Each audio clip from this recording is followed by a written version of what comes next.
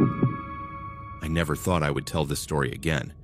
It's been 3 years since I moved out of that apartment in Seattle, and there are still nights when I wake up convinced that I hear breathing that isn't mine.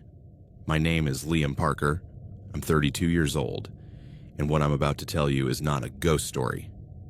I wish it were. Ghosts, at least, can't touch you. They can't use your toothbrush. They can't eat your food while you sleep a few feet away. This is what happened when I discovered that for almost 4 months, I didn't live alone in my apartment. Someone else was there, watching me, using my things. Living in the shadows of my own home, to understand what happened, you need to know who I was at the time. I had just turned 29 when I moved into that apartment in Capitol Hill, Seattle. I was working as a programmer for a medium-sized software company, one of those jobs where you spend 8 hours staring at a screen, solving problems that no one else understands, and earning enough to live alone but not enough to save much. The apartment was a studio converted into the second floor of an old brick building from 1920. It wasn't luxurious, but it had character. High ceilings with exposed beams, large windows overlooking the street, wooden floors that creaked with every step. The landlord, an elderly man named Mr. Chen, who lived in Bellevue and rarely showed up, rented it to me for $300 a month, which was a bargain for that area. The layout was simple. A living room that also served as a bedroom, a narrow kitchen separated by a bar, a small bathroom, and a deep closet that the ad generously described as ample storage space. There was also a door in the closet ceiling that led to the attic, but Mr. Chen told me it was sealed and inaccessible. Just insulation and beams, he had said. Nothing interesting up there. My life was routine to the point of being boring, which I liked. I would wake up at 7, shower, make coffee, eat whatever was quickest for breakfast, usually cereal or toast, and take the bus to the office. I worked from 9 to 6, sometimes longer if there was a deadline. I would come home around 7, make something simple for dinner, or order takeout, watch Netflix or play video games, and go to sleep around midnight. Weekends were equally predictable. Saturdays, sleep in, clean the apartment, go grocery shopping, maybe go out with my friend Marcus for a few beers or to watch a game. Sundays, recover from Saturday, prepare food for the week, watch more Netflix. It wasn't an exciting life, but it was mine. It was quiet. And after years of sharing apartments with chaotic roommates during college and my early working years, I valued the peace of living alone. I didn't have a girlfriend. I'd been in a serious relationship that ended 6 months before I moved into the apartment, and since then I had been in hermit mode, focusing on work and getting myself back together emotionally. My ex, Jennifer, had told me I was emotionally distant and obsessed with routine. She was probably right, but routine was safe, routine was controllable, or so I thought. It started subtly, so subtly that at first I attributed it to my own distraction. It was late October, and I had been living in the apartment for about 4 months. One morning, I got up to make my usual breakfast, cereal with milk, and when I opened the refrigerator, I noticed that the milk was almost empty. Strange, I thought. I could have sworn I bought a new gallon 2 days ago. But I didn't think much of it. Maybe I had drunk more than I remembered. Maybe I had used more in my coffee. My memory wasn't perfect, especially when I was on autopilot in the mornings. A few days later, I came home from work hungry. I had left a container of leftover pad thai in the refrigerator that morning, planning to eat it for dinner. But when I looked for it, it was gone. I checked every shelf, moving things around, convinced that I had simply put it in the wrong place. Nothing. The container had completely disappeared. I called Marcus. "Did you come to my apartment today?" "What?" "No, man, why?" "Nothing, forget it. I think I'm going crazy. I'm sure I left food in the fridge, but it's not there." "Too much work is frying your brain," he laughed. "You need to get out more, get some fresh air, talk to real humans instead of code." He was probably right. I had been working on a big project, long nights, long hours in front of the screen, My brain was tired. It made sense that I was forgetting things. But then things started happening that I couldn't explain so easily. One night, I got home around 8. I had worked late, I was exhausted, and all I wanted to do was throw myself on the couch and watch something mindless on TV. I opened the door, dropped my keys in the bowl by the entryway, and then I noticed it. The TV was already on. Not just on, it was on a channel I never watched, a cooking show on PBS. The volume was low but audible. The blue light from the screen illuminated the living room in the dimness of the apartment. I stood frozen in the doorway, my heart racing. I had turned everything off before I left that morning. I was sure of it. I always turned everything off. It was part of my routine, part of that obsessive behavior Jennifer had criticized. Lights off, TV off, windows checked, door double locked. Every morning, without fail, I entered slowly. Scanning the apartment, everything seemed normal. Nothing out of place. No sign that anyone had broken in.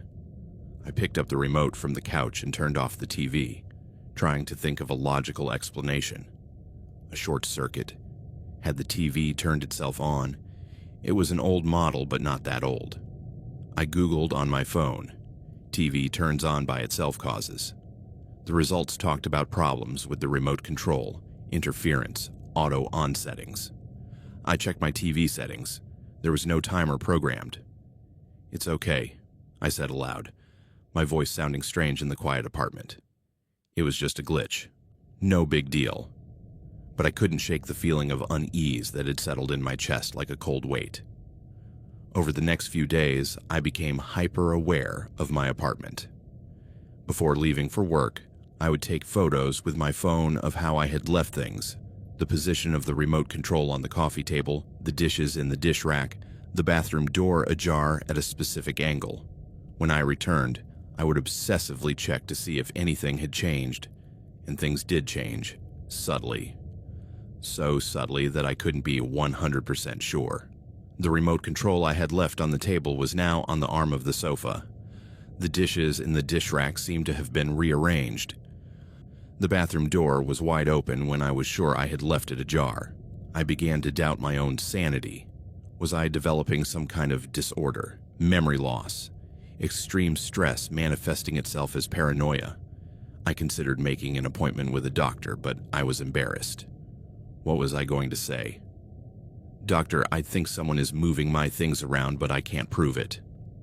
Marcus invited me out on a Friday, and I accepted, thinking that maybe he was right about me needing to socialize more. We went to a bar in Fremont, had beers, watched a Seahawks game. It was good to distract myself, laugh, feel normal. I got home around 11:30, slightly dizzy from the alcohol, with that kind of pleasant tiredness that makes you sleep deeply. I opened the door, turned on the living room light, and then I smelled it. Shampoo, or maybe soap. A clean, freshly showered smell wafting through the air in the apartment. It wasn't my shampoo. I used a generic brand with not much scent. This was different, more floral, sweeter. I followed the smell to the bathroom. The door was closed, which was weird because I never closed it. I turned the knob slowly, half expecting to find... what? Someone inside. The bathroom was empty, of course. But the mirror above the sink was fogged up, as if someone had taken a hot shower recently. There were still drops of water on the shower curtain. I touched the glass of the shower. Warm. My heart began to pound. Someone had been here, recently, while I was out. Someone had broken into my apartment and used my shower. I frantically checked every space. The closet. Everything looked normal. Under the bed, nothing. Behind the shower curtain, empty. I checked that the windows were closed. They were. The door had been locked when I arrived. I called Mr. Chen, my landlord. Even though it was almost midnight, he didn't answer. I left him a clumsy, nervous voicemail. "Hi, Mr. Chen. This is Liam from apartment 2B. I think someone has been breaking into my apartment. I know it sounds crazy, but there are signs that someone has been here. Could you call me tomorrow? It's urgent." I couldn't sleep that night. I stayed awake on the couch with the lights on, my phone in my hand, jumping at every noise in the building. The creaking of the pipes, the wind against the windows, the footsteps of the neighbor upstairs, who apparently never slept. Around 4 a.m, I finally fell asleep from exhaustion. Mr. Chen called me back on Saturday afternoon. I explained the situation, the food disappearing, the TV turning on, the shower being used. Even as I spoke, I could hear how I sounded, paranoid, maybe even unstable. "Mr. Parker," he said in his thick accent, his tone more condescending than concerned. "Have you noticed any damage? Stolen valuables? A forced entry?" "No, but have any other tenants reported problems?" "I don't know. Look, the building is old. It has its quirks. Maybe the TV has electrical problems. Maybe you're stressed from work and forgetting things. It happens. If there's a real problem, a burglary, an intruder you see, something concrete, call the police. But I can't change the locks for things that disappear or showers you think were used. Do you understand?" I hung up feeling frustrated and invalidated, but also with doubts. What if he was right? What if it was all in my imagination? I decided to conduct an experiment.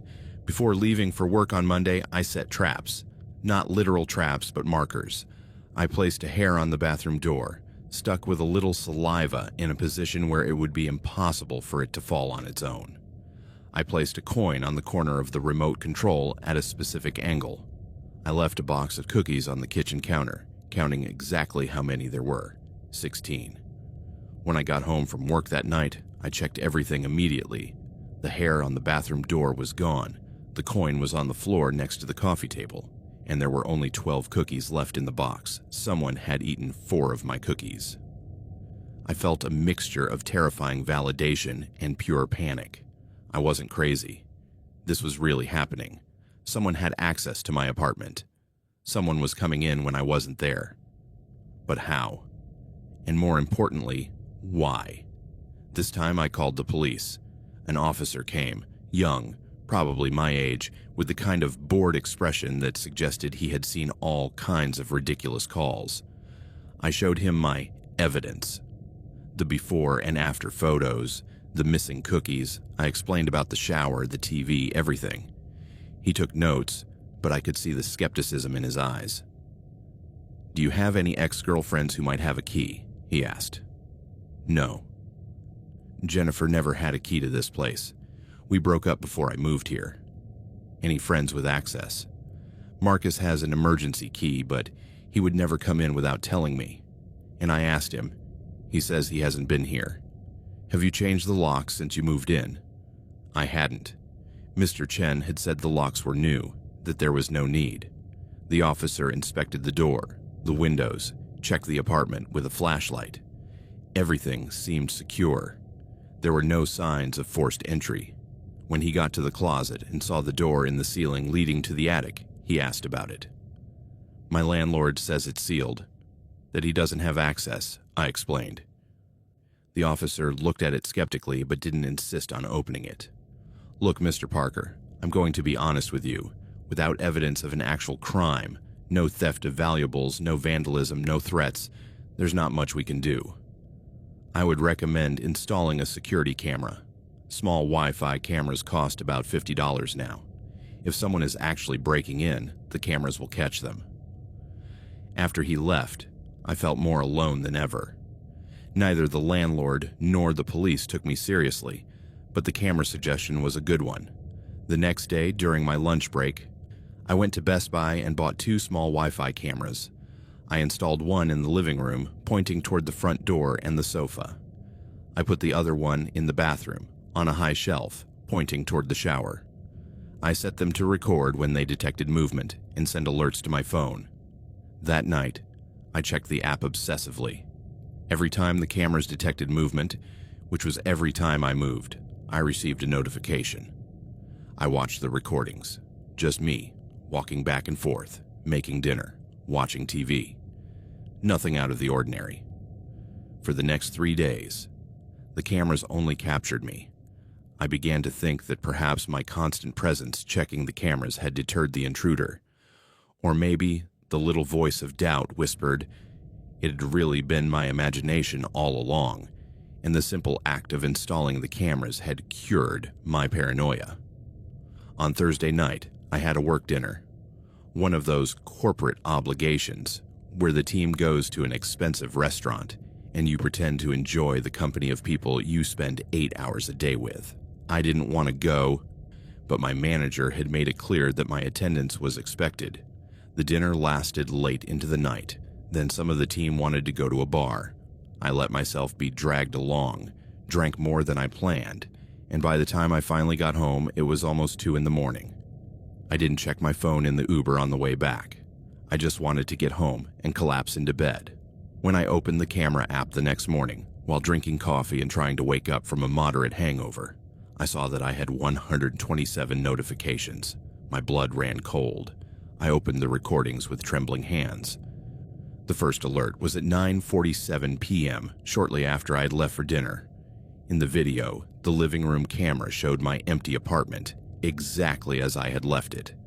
Then, at 9:47, the camera captured movement, not at the front door, in the closet. The closet door slowly opened from the inside, and a figure emerged. It was a man. Maybe 40 years old, maybe older, hard to tell. He was wearing dark clothes, a gray sweater and black work pants. His hair was long and greasy, tied back in a ponytail. He had an unkempt beard. He moved with the familiarity of someone who knew the space perfectly. I watched him walk straight to my kitchen, open the refrigerator, take out food, what appeared to be leftover pizza, the yogurt I had bought 2 days earlier, an apple. He made himself a sandwich with my bread, my cold cuts, my cheese. He ate it standing at the counter, chewing slowly, looking around the apartment as if it were his own. Then he poured himself a large glass of my orange juice. He drank it all. He left the glass in the sink without washing it. Then he turned on the TV. He sat down on my couch, put his bare, dirty feet up on my coffee table, and watched TV for almost 2 hours. He flipped through the channels, finally settling on a cooking show on PBS. At 11:52 p.m., he got up. He went to the bathroom. The second camera captured him taking off his clothes, getting into my shower, using my shampoo, my soap. He showered for almost 20 minutes. He got out, dried himself with my towel, and then, and this was the most disturbing part, put on clean clothes that he took out of a plastic bag that had apparently been hidden in the bathroom. Clothes that weren't mine, but that he had clearly brought for this purpose. At 12:37 a.m., he returned to the closet. He opened the door. He looked up at the attic door in the ceiling. He climbed a small folding ladder that I didn't even know was there, pushed the attic door open, and disappeared into the darkness above. The closet door closed softly behind him from the inside, as if he had never been there. The cameras didn't record anything else until I came home at 2 a.m., drunk and oblivious to the fact that a stranger had been living literally above my head for who knows how long. I dropped my coffee cup. It crashed onto the hardwood floor, coffee and ceramic scattering everywhere, but I barely noticed. I was completely paralyzed, my brain trying to process what I had just seen. A man, an unknown man, living in my attic, coming down when I wasn't there, using my shower, eating my food, watching my television, existing in my space as if he had every right in the world. How long had he been there? Weeks, months, since before I moved in, had he been watching me, peering through cracks while I slept? I threw up right there on my kitchen floor, next to the spilled coffee. I threw up until there was nothing left, my body convulsing with dry heaves. When I could finally move again, I grabbed my phone with trembling hands and called 911. This time, when the police arrived, they came in force. 2 officers first, then 4 more when I showed them the videos. One of them was the same young officer who had come before, and I could see the mixture of horror and guilt on his face when he saw the recordings. "Oh my God," he muttered. "There really is someone in there." They evacuated the entire building. They took out all the other tenants, an elderly couple from the first floor, a family with 2 small children from apartment 2A next to mine, a college student from the 3rd floor.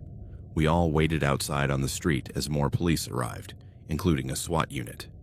They asked me if the man in the video had shown any weapons. I hadn't seen him with one, but who knew what else was hidden in the attic? The SWAT officers put on their bulletproof vests, readied their weapons, and entered the building with a military precision that seemed surreal in contrast to the normality of the residential street. I stood outside for almost an hour, wrapped in a thermal blanket a paramedic had given me, shivering even though it wasn't cold. Marcus had arrived after I called him, and he stood by my side, occasionally putting a hand on my shoulder, but mostly saying nothing because what could you say to something like this? Finally, I saw the officers coming out of the building, and among them, handcuffed, head down, was the man from the video.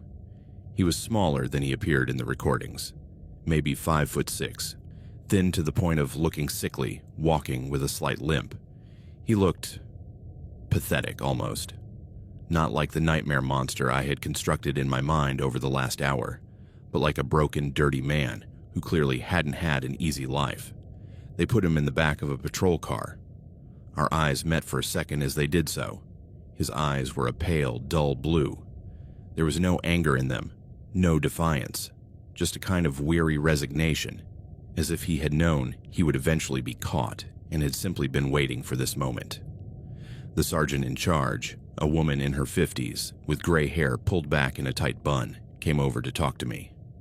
"Mr. Parker, I'm going to need you to come to the station to give a formal statement, but first, there are a few things you need to know about what we found." They took me to an ambulance where they checked me for shock. My blood pressure was high, my pulse was racing, but physically I was fine.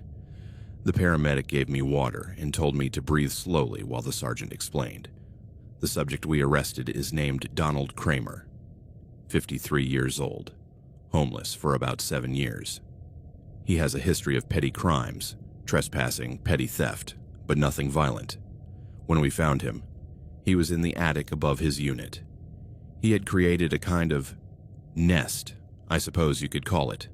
Blankets, a pillow, non-perishable food stored in boxes, bottles of water, a flashlight, some books. She paused, seeming uncomfortable with what she was about to say next. We also found personal items, things that belonged to him. A t-shirt he probably thought he'd lost in the laundry, a toothbrush, some dishes and utensils, and she swallowed. Photographs. Of you, taken through cracks in the attic floor. Of you sleeping, working on your laptop, watching television. There were dozens of them, Mr. Parker. I felt the world tilt. Marcus grabbed my arm to steady me. "How long?" I managed to ask. How long was he there? According to him, about 4 months. He entered the attic from the roof of the building, through a broken ventilation window. He says he's been doing this for years, living in attics, hollow walls, crawl spaces in different buildings. When a tenant moves out, he moves in. When a new one arrives, he hides. He waits until he understands their routine, then comes down when he knows they won't be there. He only takes enough to survive without being noticed, or at least that was the idea. "Why?" I asked, my voice sounding strange and distant. "Why me? Why my apartment?" He says it was random. He saw that I was moving out, that I lived alone, that I had a predictable schedule. It made him feel less alone, he says, sharing a space with someone even if that person didn't know he was there. He says he never meant to hurt you, just to exist near another person. That explanation somehow was more disturbing than if he had had dark motives. It implied that I was completely interchangeable, that any single person with a predictable routine would have done. It wasn't personal, but somehow that made it worse. The next few days were a blur of police statements, interviews with detectives, sessions with the district attorney. They showed me the evidence they had collected from the attic. Photos of me, dozens of them, some blurry, others disturbingly clear. My face while I slept, my back while I worked on my laptop, my profile while I watched television, completely oblivious to the eyes watching me from above. There was also a notebook, a diary in a way, where Donald Kramer had been documenting my life. Not in an obsessive or romantic way, but clinically, almost boringly. L left at 8:15, took the usual bus. He came back at 7:40. He made pasta. He watched Netflix until midnight. He went to sleep. L worked from home today. He was on video calls. He seemed stressed. He ordered Chinese food for lunch. There was a lot left over. I'll go downstairs when he leaves for the gym. L had a visitor, his friend Marcus. They watched the game. They drank beer. Lots of laughter. It reminded me of when I had friends. They went to the bar afterwards. House empty from 7 p.m. to 11:30 p.m., good time to take a shower. It was like reading a researcher's report on a study subject. I was an animal in a zoo, observed, cataloged, completely unaware of my captivity. The prosecutor explained the charges to me: aggravated trespassing, burglary, stalking, invasion of privacy. Donald Kramer would likely face several years in prison, especially with the photos and diary as evidence of a prolonged pattern of behavior. They offered me resources, trauma therapists, support groups for crime victims. I accepted the name of a therapist but never called. At that moment, I just wanted distance. Distance from everything. Mr. Chen came to see me, finally, days after the arrest. He looked embarrassed and defensive. "I'm sorry, Mr. Parker. I didn't know. I never thought." "That attic was supposed to be sealed," the inspector said. "It doesn't matter," I interrupted him. I didn't have the energy for his guilt or his excuses. I just want to break the lease. Now, I need to get out of here. Of course. There will be no penalty, and I'll return your deposit plus compensation for what happened. I didn't care about the money. I just wanted to get out of that building, out of that apartment that had been contaminated by the invisible presence of a stranger for 4 months. Marcus helped me pack. We worked in silence, putting my things into boxes, dismantling the life I had built there. Every object made me wonder, did he touch it? Did he use it? Did he look at it?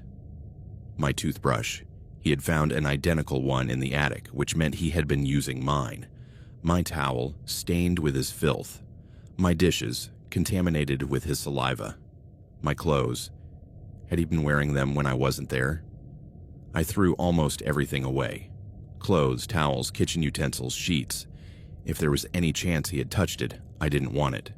I only kept the essentials: my laptop, a few books, important documents. The rest I threw away or donated. I moved into a temporary apartment in a different part of Seattle, a modern building with security at the entrance, cameras in every hallway, and no attics or crawl spaces where anyone could hide. The lease was only for 3 months, but I extended it to 6, then 12. I couldn't face the idea of looking for something permanent. Not yet. Donald Kramer's case went to trial 6 months later. I was asked to testify, but in the end it wasn't necessary.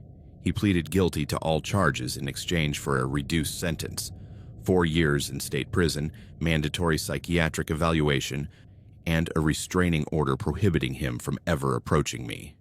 The detective assigned to the case called me after the sentencing. "I thought you'd want to know," he said. When we questioned him, he said something that I thought you should hear. We asked him if he understood that what he did was wrong, that it terrified you.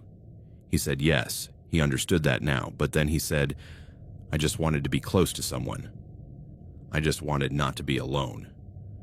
"I'm not saying this to make you feel sorry for him," he added quickly. "I just thought you'd want the full context." I didn't feel pity.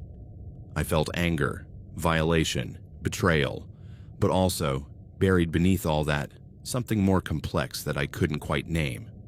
Donald Kramer was a monster, yes, but he was also a broken man, so desperately lonely that he had resorted to living in the shadows of someone else's life, just to feel some human connection.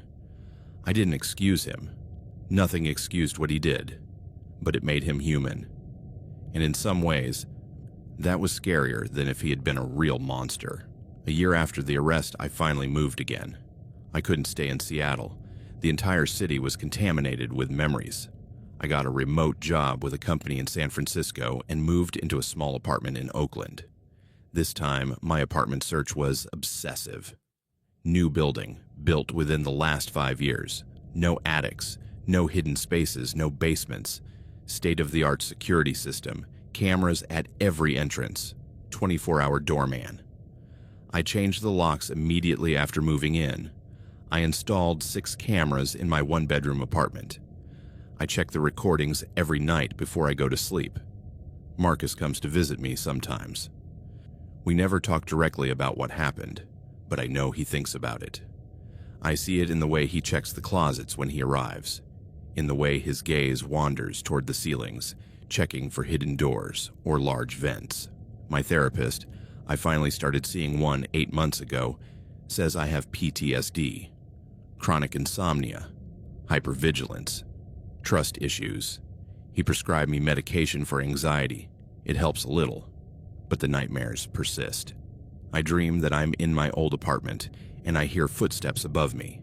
I dream that I open a closet and someone comes out. I dream that I check my camera recordings and see a figure in the shadows that shouldn't be there. Sometimes I wake up in the middle of the night, convinced I heard something. I get up, check every room, review the cameras. There's never anyone there. But I can't shake the feeling that at any moment someone could be hiding somewhere I can't see. I quit social media entirely. Facebook, Instagram, Twitter, all closed. I don't post photos of where I live. I don't share my routine. I don't check in. Because now I know that predators aren't always obvious. Sometimes they're patient. Sometimes they study. Sometimes they wait until you're most vulnerable.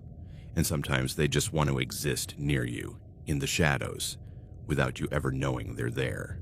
3 years after everything that happened, I finally got the call I had been waiting and dreading. It was the detective who had handled my case. Mr. Parker, I'm calling to inform you that Donald Kramer was released from prison last week. He served his full sentence with good behavior. The restraining order is still in effect, of course, and we have confirmed that he is aware that he cannot come near you. He's living in a halfway house in Tacoma, supervised, with regular check-ins with his probation officer. But I thought you should know. That night, I couldn't sleep. I lay awake checking the cameras, checking the locks, waiting. For what? For him to show up in Oakland? It was irrational, but fear isn't rational. The next morning, I made a decision. I couldn't go on living like this. I couldn't continue to be a prisoner of my own fear, obsessively checking cameras, jumping at every noise, suspecting every shadow. I called my company and asked to be transferred to the Austin, Texas office. They agreed. 2 months later, I had packed up my life again and moved across the country. This is where I am now, in a simple apartment in Austin, trying to rebuild something resembling a normal life. I've reduced my cameras to just 2. I've started sleeping with the lights off again. Small steps. Marcus visited me last month. We had dinner at a Tex-Mex restaurant, drank overly strong margaritas, and for the first time in years, I laughed genuinely. For a moment, I felt like the person I used to be before all this. "Do you think you'll ever be the same again?" he asked me as we walked back to my apartment. "No," I said honestly, "but maybe that's okay. Maybe the old Liam was too trusting, too naive. This new Liam, at least he's alive and aware. I don't know what happened to Donald Kramer after his release. I haven't looked into it. I don't want to know. I've actively blocked that information from my life because I can't live in constant anticipation of whether he might find me again. What I do know is this: I will never live in a building with an attic again. I will never ignore those little signs that something is wrong again. I will never again fully trust that when I am alone, I am truly alone. And when I hear stories from other people who experience similar things, because I discovered, to my horror, that this is not as rare as you might think, that there is a name for it: frogging. When someone secretly lives in your house without your knowledge, I feel a dark connection to them. A brotherhood of people who learned in the most traumatic way possible that the scariest spaces aren't in haunted houses or dark forests. They are in the places where you are supposed to feel safest, in your own home, where you trust that the walls contain only insulation, where you believe that when you close the door, you are alone, where you assume that the footsteps you hear are just the pipes and not someone moving around in the space right above your head. Because that's the real lesson I learned. Monsters are real. They don't have fangs or claws. They don't come from alternate dimensions or rise from graves. They are broken, desperate humans who made terrible choices. And they are closer than you would like to believe. Sometimes, literally, just a few feet above where you sleep.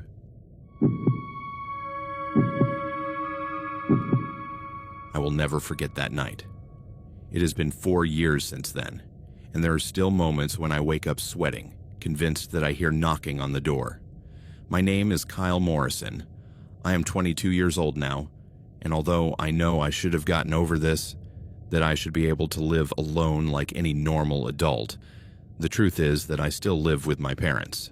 And every time they go on a trip, even if it's just for one night, I feel that knot in my stomach that takes me back to when I was 18 and learned that there are worse things than being home alone.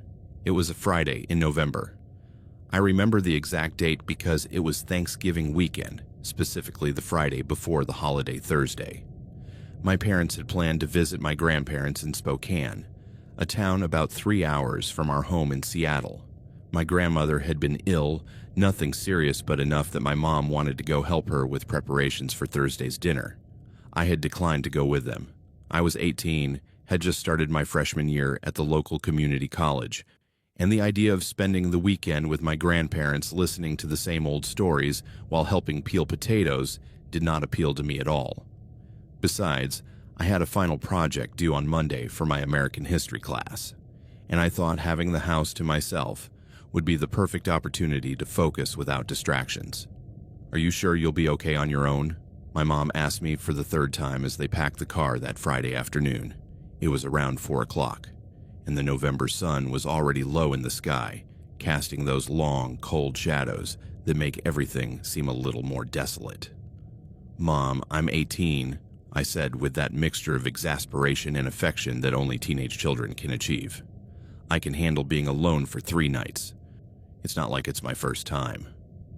Technically, it wasn't my first time being alone, but it was usually just for 1 night, not 3.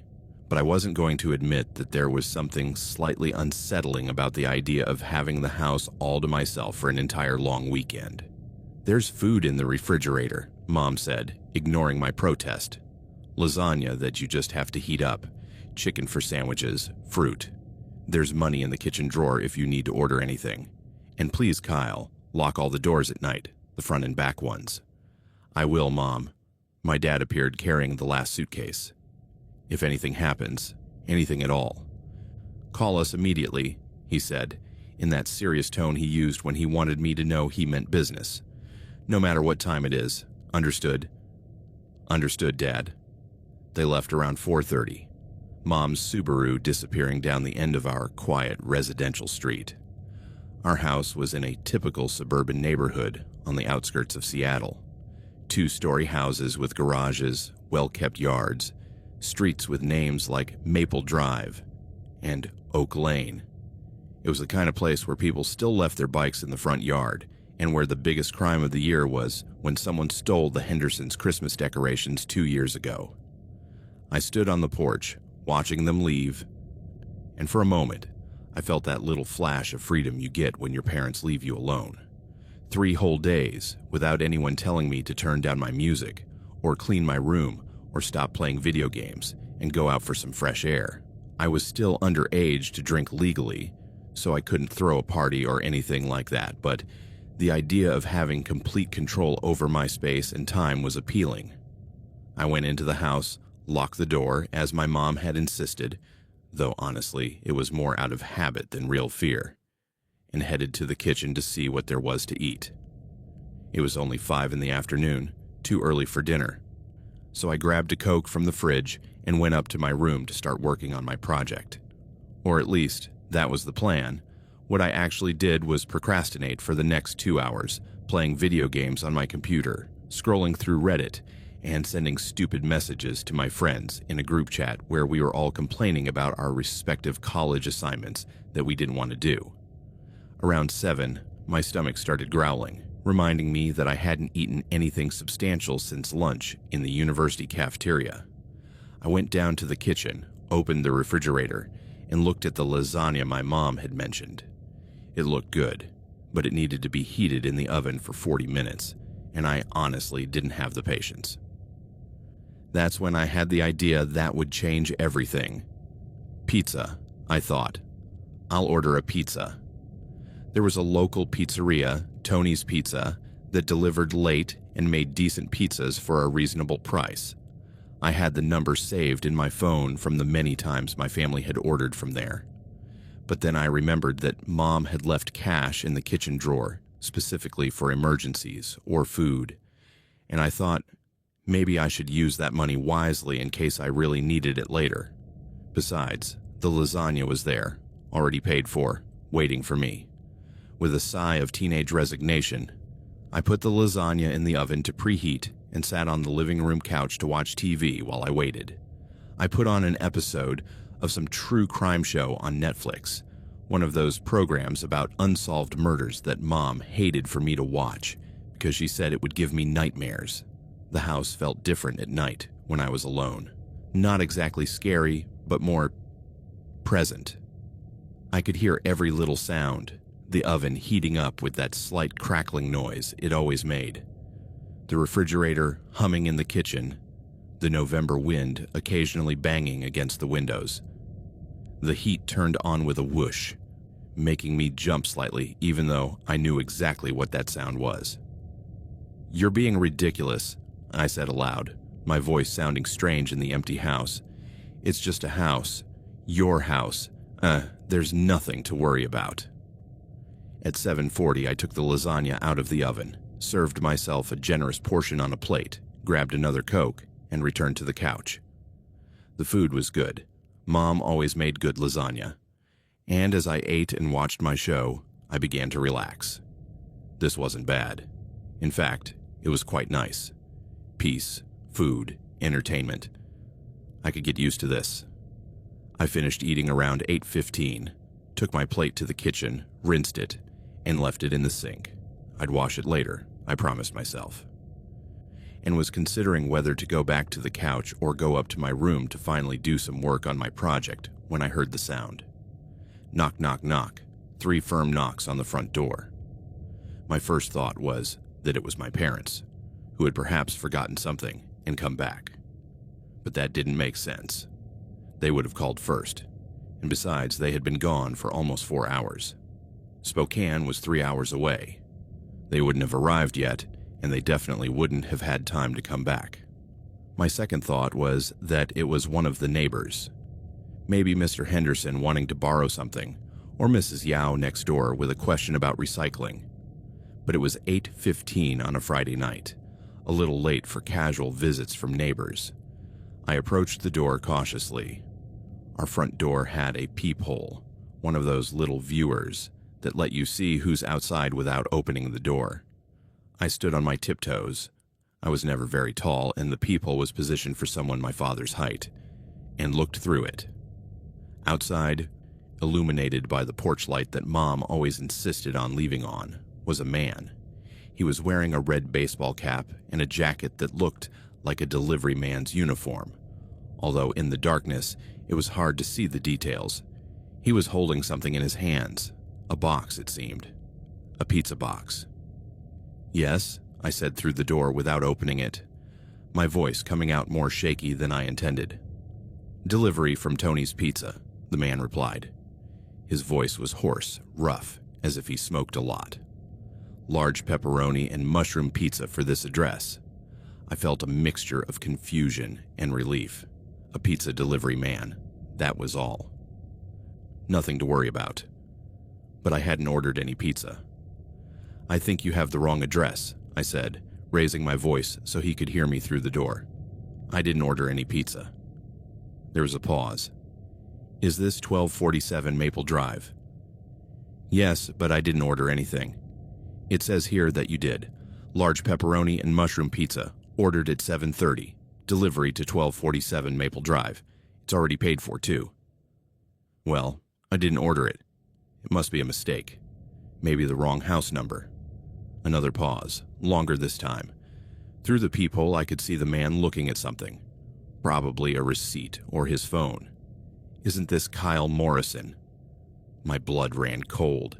He knew my name. How did he know my name? Yes. That's me, I said slowly. But how? Then the pizza is for you. It's paid for. $32.50, plus tip already included. All set. But I didn't order it, I insisted, feeling confusion mixed with something darker. Unease, perhaps. It must be a mistake. Someone put my name and address down by mistake.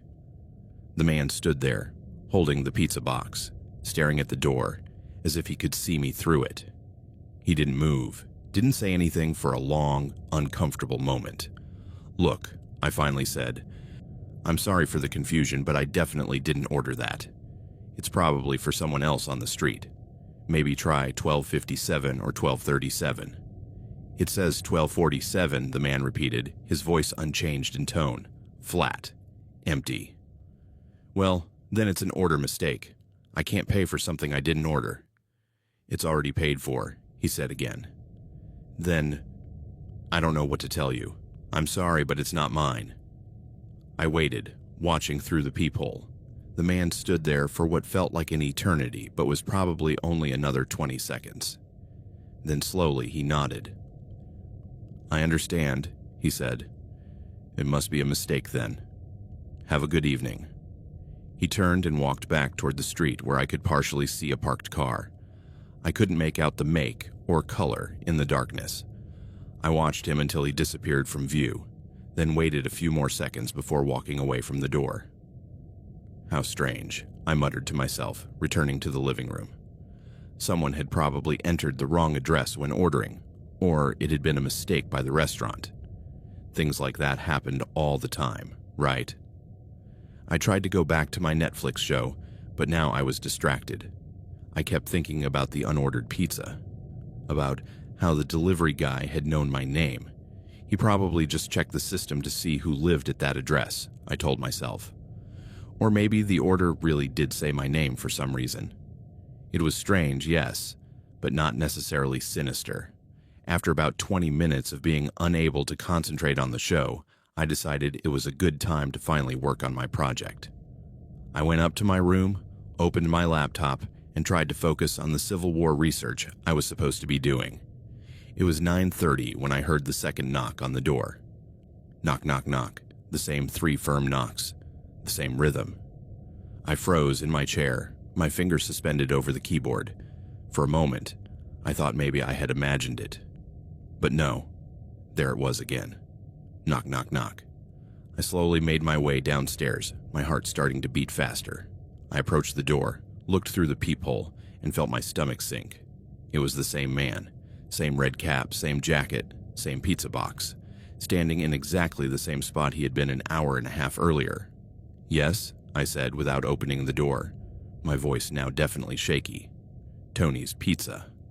Delivery for Kyle Morrison. I already told you I didn't order any pizza, I said, trying to sound firm, but feeling the fear begin to seep into my voice. You came before. I told you it was a mistake. This is a different order, the man said in that same flat voice. Ordered at 9. Medium sausage pizza. Already paid for. I didn't order that. I didn't order any pizza. The name says Kyle Morrison. This address. Already paid for. I don't care what it says. I did not order pizza. I was almost shouting now, my voice rising with each word. And I want you off my property. Now. Through the peephole, I saw the man tilt his head slightly, like a dog confused by a command. You don't want the pizza? No, go away. Don't come back here.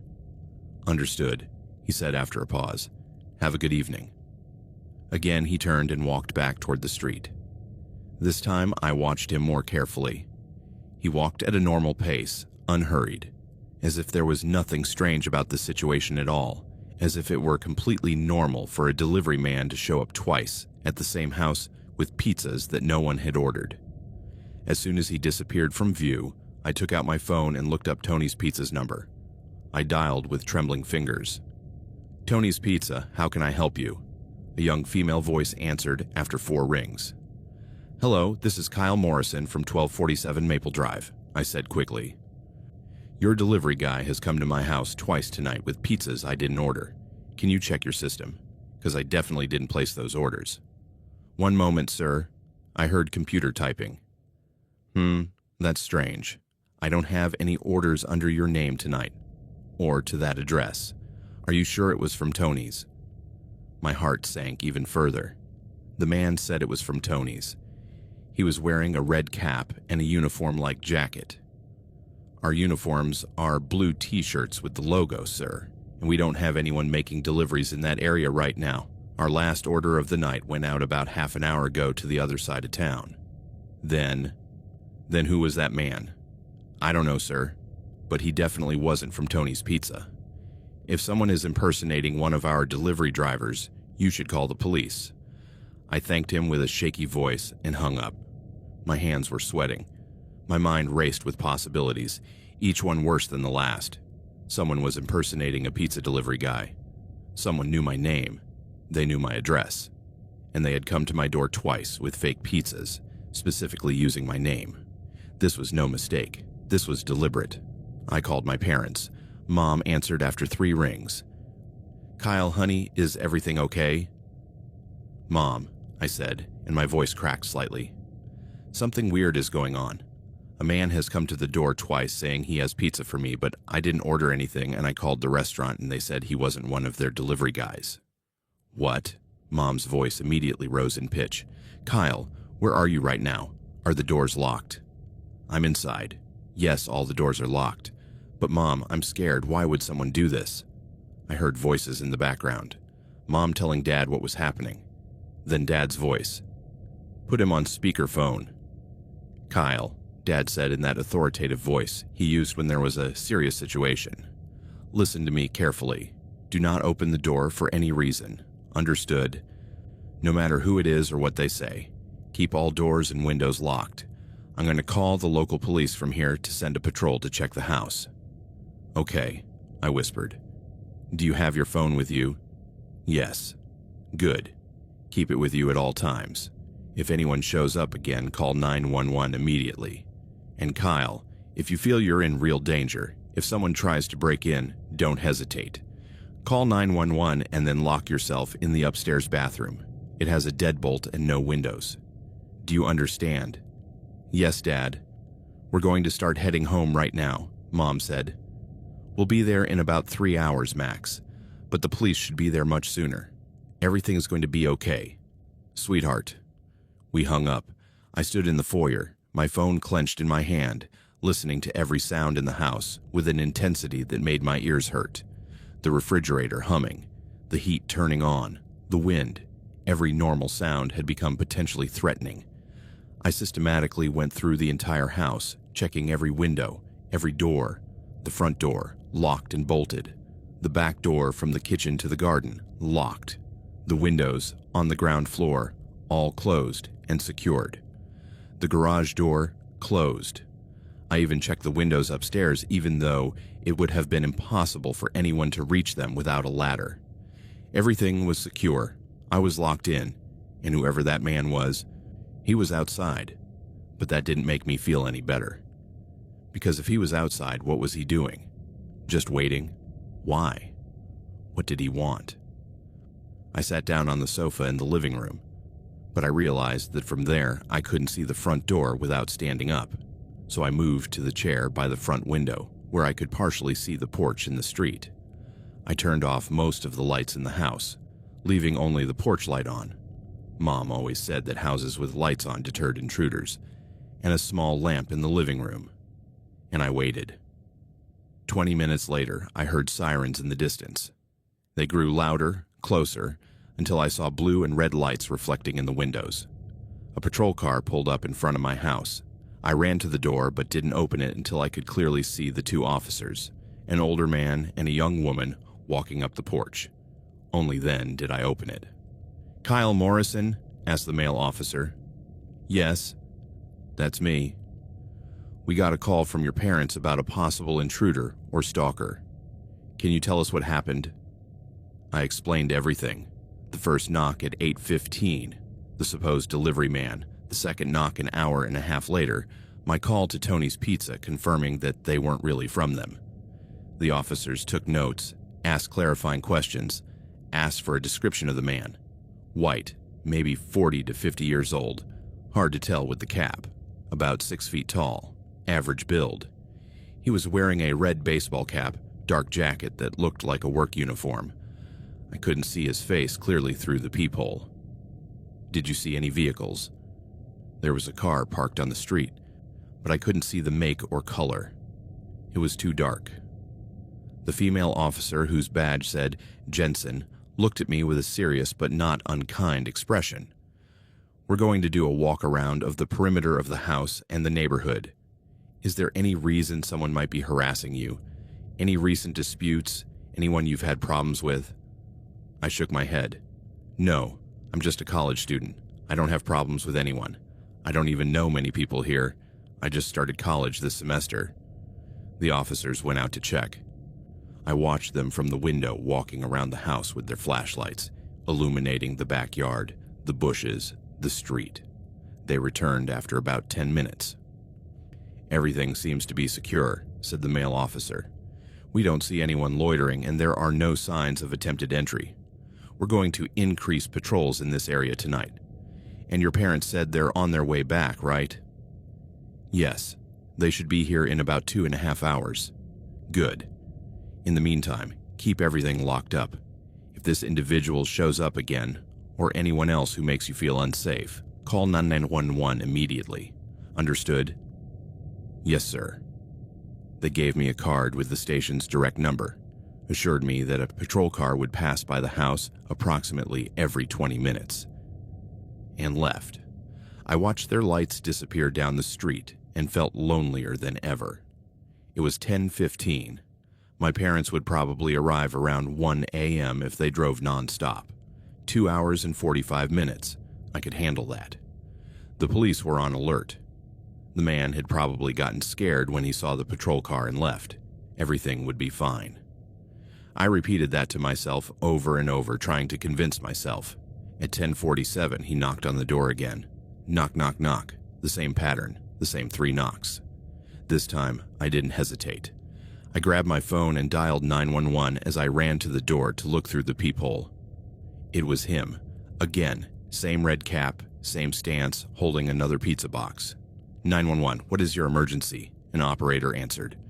"There's a man at my door," I said, my voice coming out in an urgent hiss. "I already told him to leave. He's been here twice before. The police were already here. It's 1247 Maple Drive. He's pretending to be a pizza delivery guy, but he's not real." "I understand, sir. There's a patrol car less than 3 minutes from your location. Stay on the line with me. Is the individual trying to get in?" "No, he's just standing there. He knocked on the door 3 times. "Can you see him now?" "Yes, through the peephole." "Okay, don't open the door. The patrol car is on its way." Through the peephole, I saw the man take a step closer to the door. He raised his hand and knocked again, harder this time. Knock, knock, knock. "Tony's Pizza," he said in that same flat voice. "Delivery for Kyle Morrison." I didn't answer. My heart was beating so hard I could hear it in my ears. "You have a pizza waiting," he continued. "Extra large pizza with everything, $38, already paid for. I just need you to sign." I still didn't answer. My hands were shaking so hard I almost dropped the phone. "Kyle," the man said, and the way he said my name, almost familiar, almost friendly, made me feel nauseous. "I know you're there. I can hear you breathing."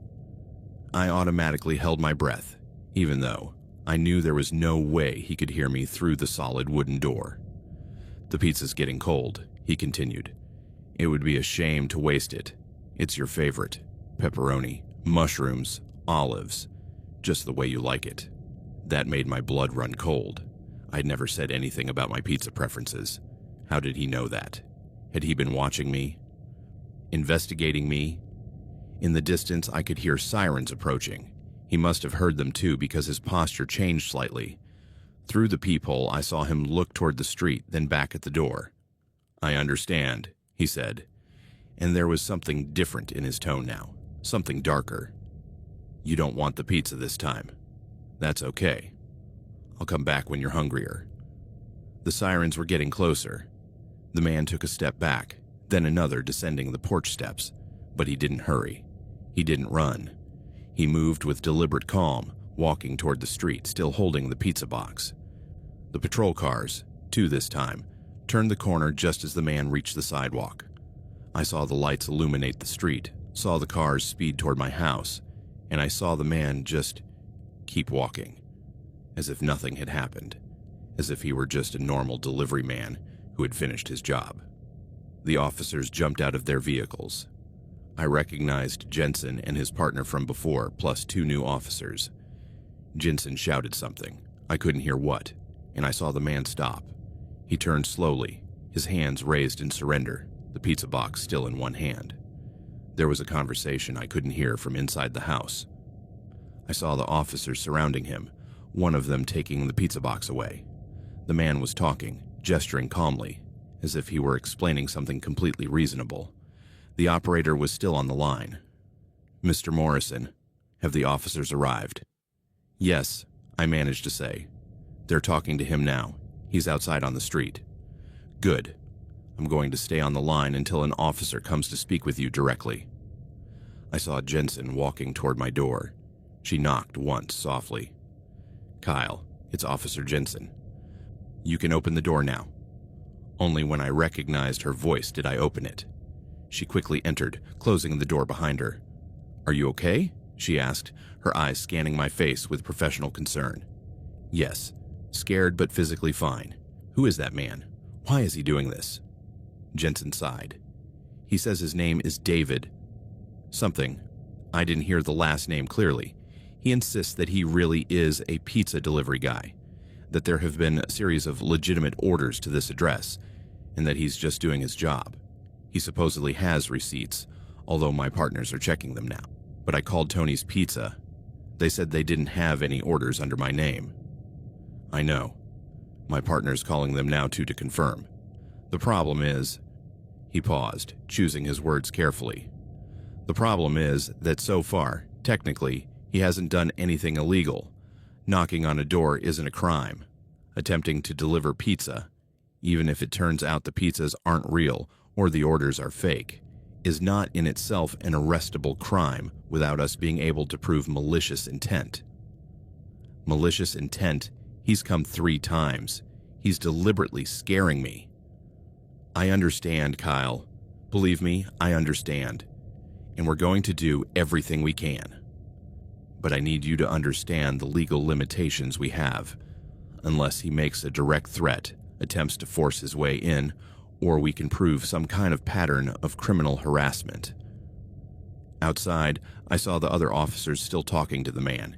He seemed completely calm, answering questions, even smiling occasionally. "What's going to happen to him?" I asked. "We're going to take his information, document everything, and issue a formal warning that he is not to return to this property. If he returns after that warning, then we can arrest him for trespassing. We are also going to check if he has any history, outstanding warrants, anything that gives us reason to detain him longer. What if he comes back? What do I do? You call 911 immediately, you don't open the door, and we'll make sure we have a patrol car here in minutes. Kyle, I'm not going to lie to you and say you shouldn't be concerned. This behavior is strange and escalating. But you're going to have officers checking in on your house every 10 minutes for the rest of the night. And your parents are on their way, right?" "Yes. They should be here in about an hour and a half." "Good.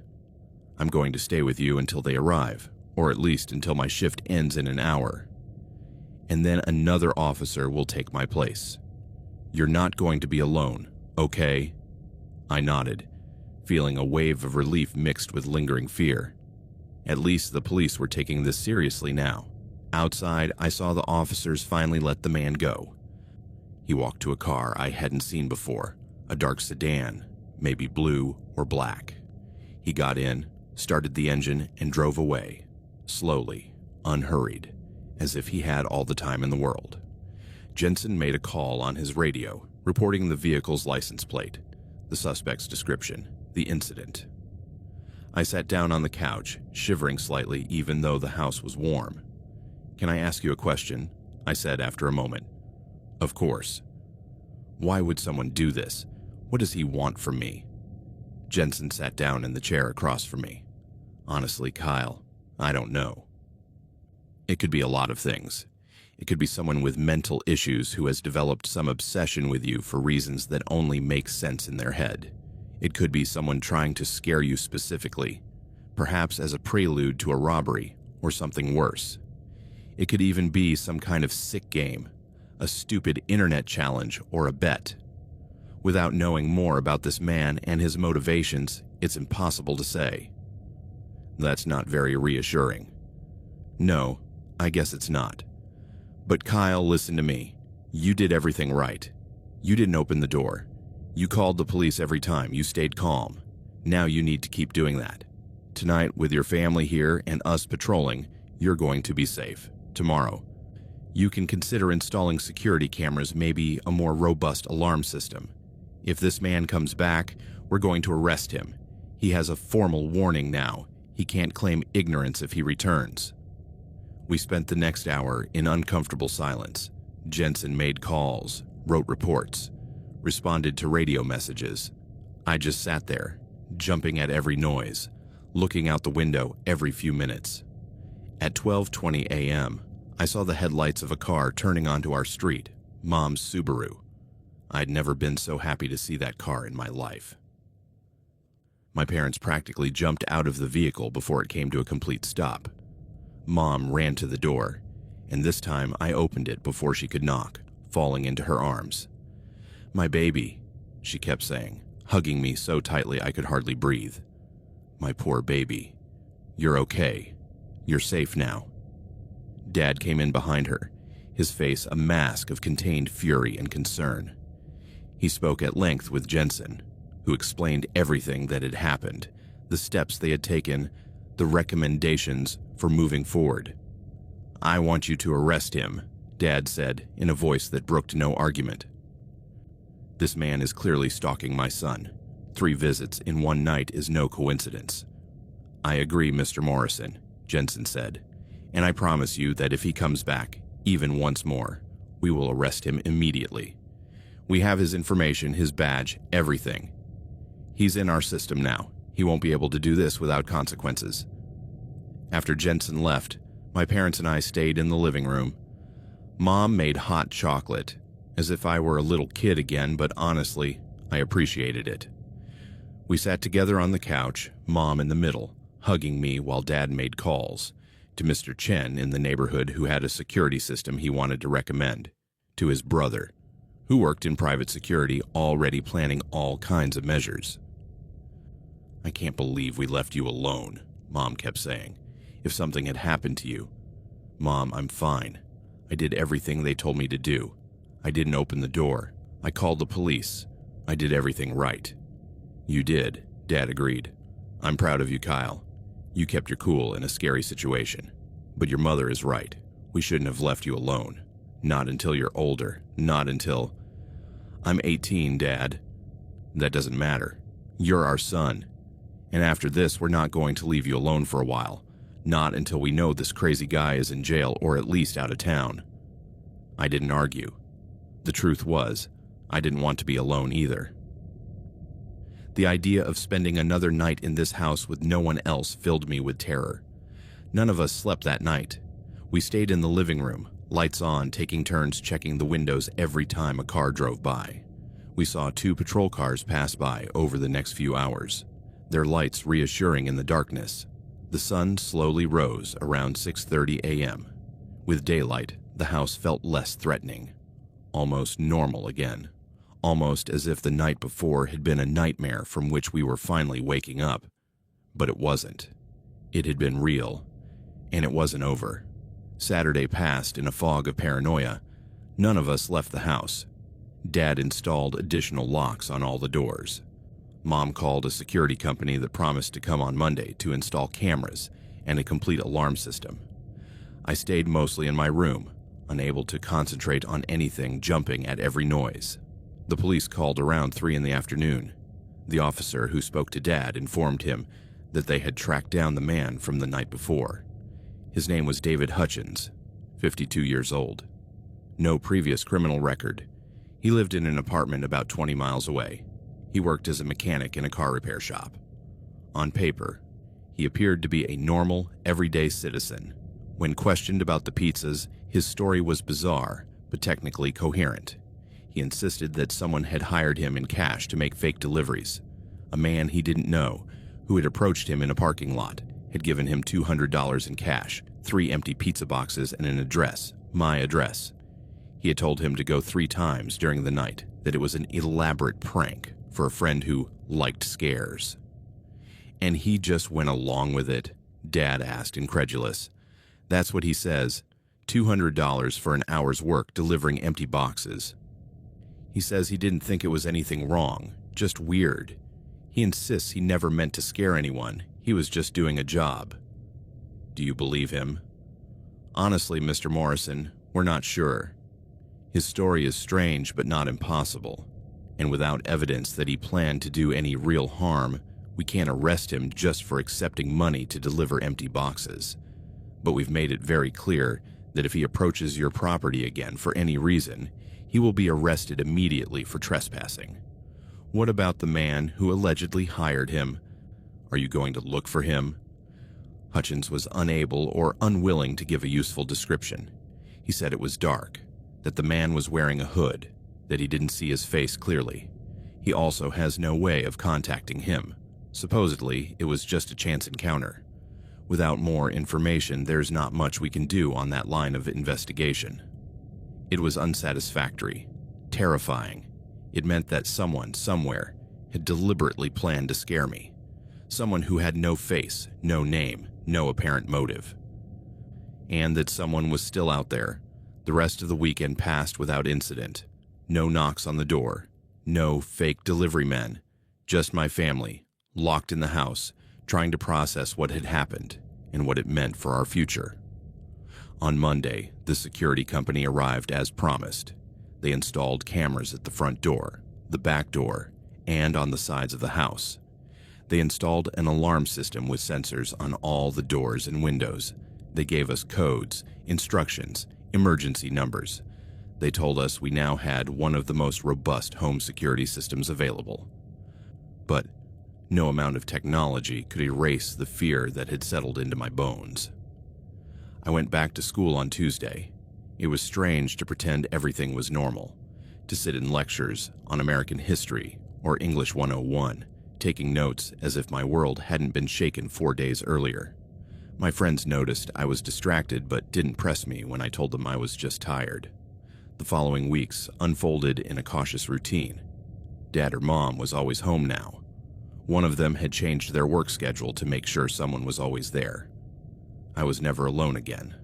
The security cameras constantly captured movement, neighbors walking their dogs, mail trucks, children playing in the street. But never David Hutchins. Never the dark sedan, never fake pizza boxes. It was as if that night had never happened, as if the man had been merely an apparition, appearing briefly to terrorize and then disappearing without a trace. But I knew the truth. Someone had specifically targeted me. Someone had planned to terrorize an 18-year-old who was home alone, and the worst part was not knowing why. Was it random? Was I specifically the target? Or would it have been anyone who was home alone that night? The police kept the case open, but with no new developments, it eventually went cold. With no further incidents, no further clues, there was nothing to investigate. David Hutchins stuck to his story. If there really was another man, one who hired him, that man was a ghost. That brings me to the present. 4 years after that night, and I still can't live alone. I've tried. I moved into a college dorm for a year, but every night was agony with anxiety. Every knock on the dorm door, every unexpected noise sent me back to that night. Eventually, I moved back in with my parents. My friends don't understand. "You're 22, they tell me. You need independence. You need your own space." And they're right. I know that. But intellectual knowledge and emotional reality are very different things. I went to therapy for a while. The therapist diagnosed me with PTSD, post-traumatic stress disorder. He taught me breathing techniques, ways to manage panic attacks, strategies for dealing with triggers. It helped a little, but it didn't erase the fundamental fear that lives in my chest like a constant weight. I never knew what the delivery man really wanted. Or more precisely, I never knew what the person who hired him wanted, if that story was even true. Did he want to scare me? Mission accomplished. Did he want to traumatize me permanently? Resounding success. Was it just a sick game, a bet among friends to see if they could terrify a stranger? Was it something more sinister, a plan that was interrupted by the police before it could be completed? I don't know. And the non-answer is almost worse than any horrible truth could have been, because without knowing, my mind fills in the blanks with every terrifying possibility. What would have happened if the police hadn't come? What would the man have done on the 4th, 5th, 6th visit? Would he have stopped at knocking? Or would he eventually have tried to break in? The police never found David Hutchins again. A month after the incidents, when they tried to contact him for follow-up, his apartment was empty. He had moved without leaving a forwarding address. The auto shop where he supposedly worked said he had quit without notice. He simply vanished, becoming yet another unsolved mystery. Sometimes I wonder if he's still out there, if he sees news stories about stalking and thinks of me, if he regrets even a little what he did that night, or if he doesn't even remember it, if I was just another odd job in a life full of them. More often, I wonder about the other man, the supposed contractor. Did he really exist? Or was Hutchins the real perpetrator, making up a convenient story when he got caught? And if he did exist, who was he? Why me? What would he gain from terrorizing a random college student? These questions keep me up at night. Literally, I still have insomnia. I still check the locks multiple times before going to sleep. I still jump when someone knocks on the door unexpectedly. My parents have been amazing. They never make me feel bad about still living at home. They never pressure me to get over it. They understand, as much as anyone can understand without having lived it, that some fears aren't overcome. They're managed. You live with them. I've learned to function despite the fear. I finished my degree even though it took me an extra year because I had to reduce my course load some semesters when the anxiety was too much. I got a job even though it's remote from home.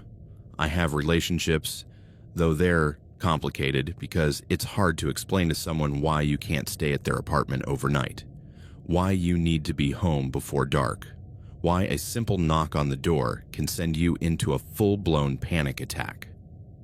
People who haven't experienced something like this don't understand how a single event can alter the entire course of your life, how one night can steal your sense of security so completely that you never get it back.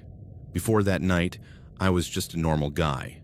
After, I'm someone who lives in constant fear, always waiting for the next knock on the door, the next faceless threat. And the scariest part is that it wasn't physical violence that broke me. The man never touched me. He never broke down the door. He never even threatened me directly. It was just his presence, his persistence, the knowledge that someone had singled me out for his unwanted attention. It was enough. Sometimes people ask me if I've considered moving to another city, starting over where there are no memories of that night, and I have considered it. But what good would it do? The fear lives in me now, not in the house on Maple Drive. No matter where I go, I'll take it with me. The ghost of that fake delivery man will follow me, a shadow I can't shake. So I stay here, in my parents' house, in the place where it happened, because at least here I'm surrounded by people who understand, who don't judge, who know why I still need the lights on and the doors triple locked. And every night, before I go to sleep, I listen. I listen for knocks that I hope will never return, for a harsh voice saying my name, for the sound of an unwanted presence waiting patiently on the other side of a door that I no longer feel can keep me safe. Because that's the truth I learned that November night 4 years ago. Locked doors are just illusions of security, and the scariest monsters aren't the ones who break in. They are the ones who knock politely 3 times, holding a pizza box you never ordered, knowing your name, waiting with infinite patience for you to make the mistake of opening up. I never opened that door, and that's why I'm alive to tell this story. But living and being truly alive are 2 different things. And the person I was before that night, the Kyle who thought the world was mostly safe, that people were mostly good, that bad things happened to other people, that Kyle died with every knock on the door. What remains is someone who knows all too well that danger can come disguised as normality, that it can knock on your door with a perfectly reasonable excuse, and that the only difference between surviving and becoming another statistic can be as simple as keeping a door closed and trusting that primitive instinct that screams that something is wrong. Today I live with my parents. The delivery man was never found. The police closed the case years ago, and somewhere, someone knows exactly what he wanted from me that night. But I will never know. And that uncertainty is its own kind of torture, one that continues long after the knocking on the door stopped.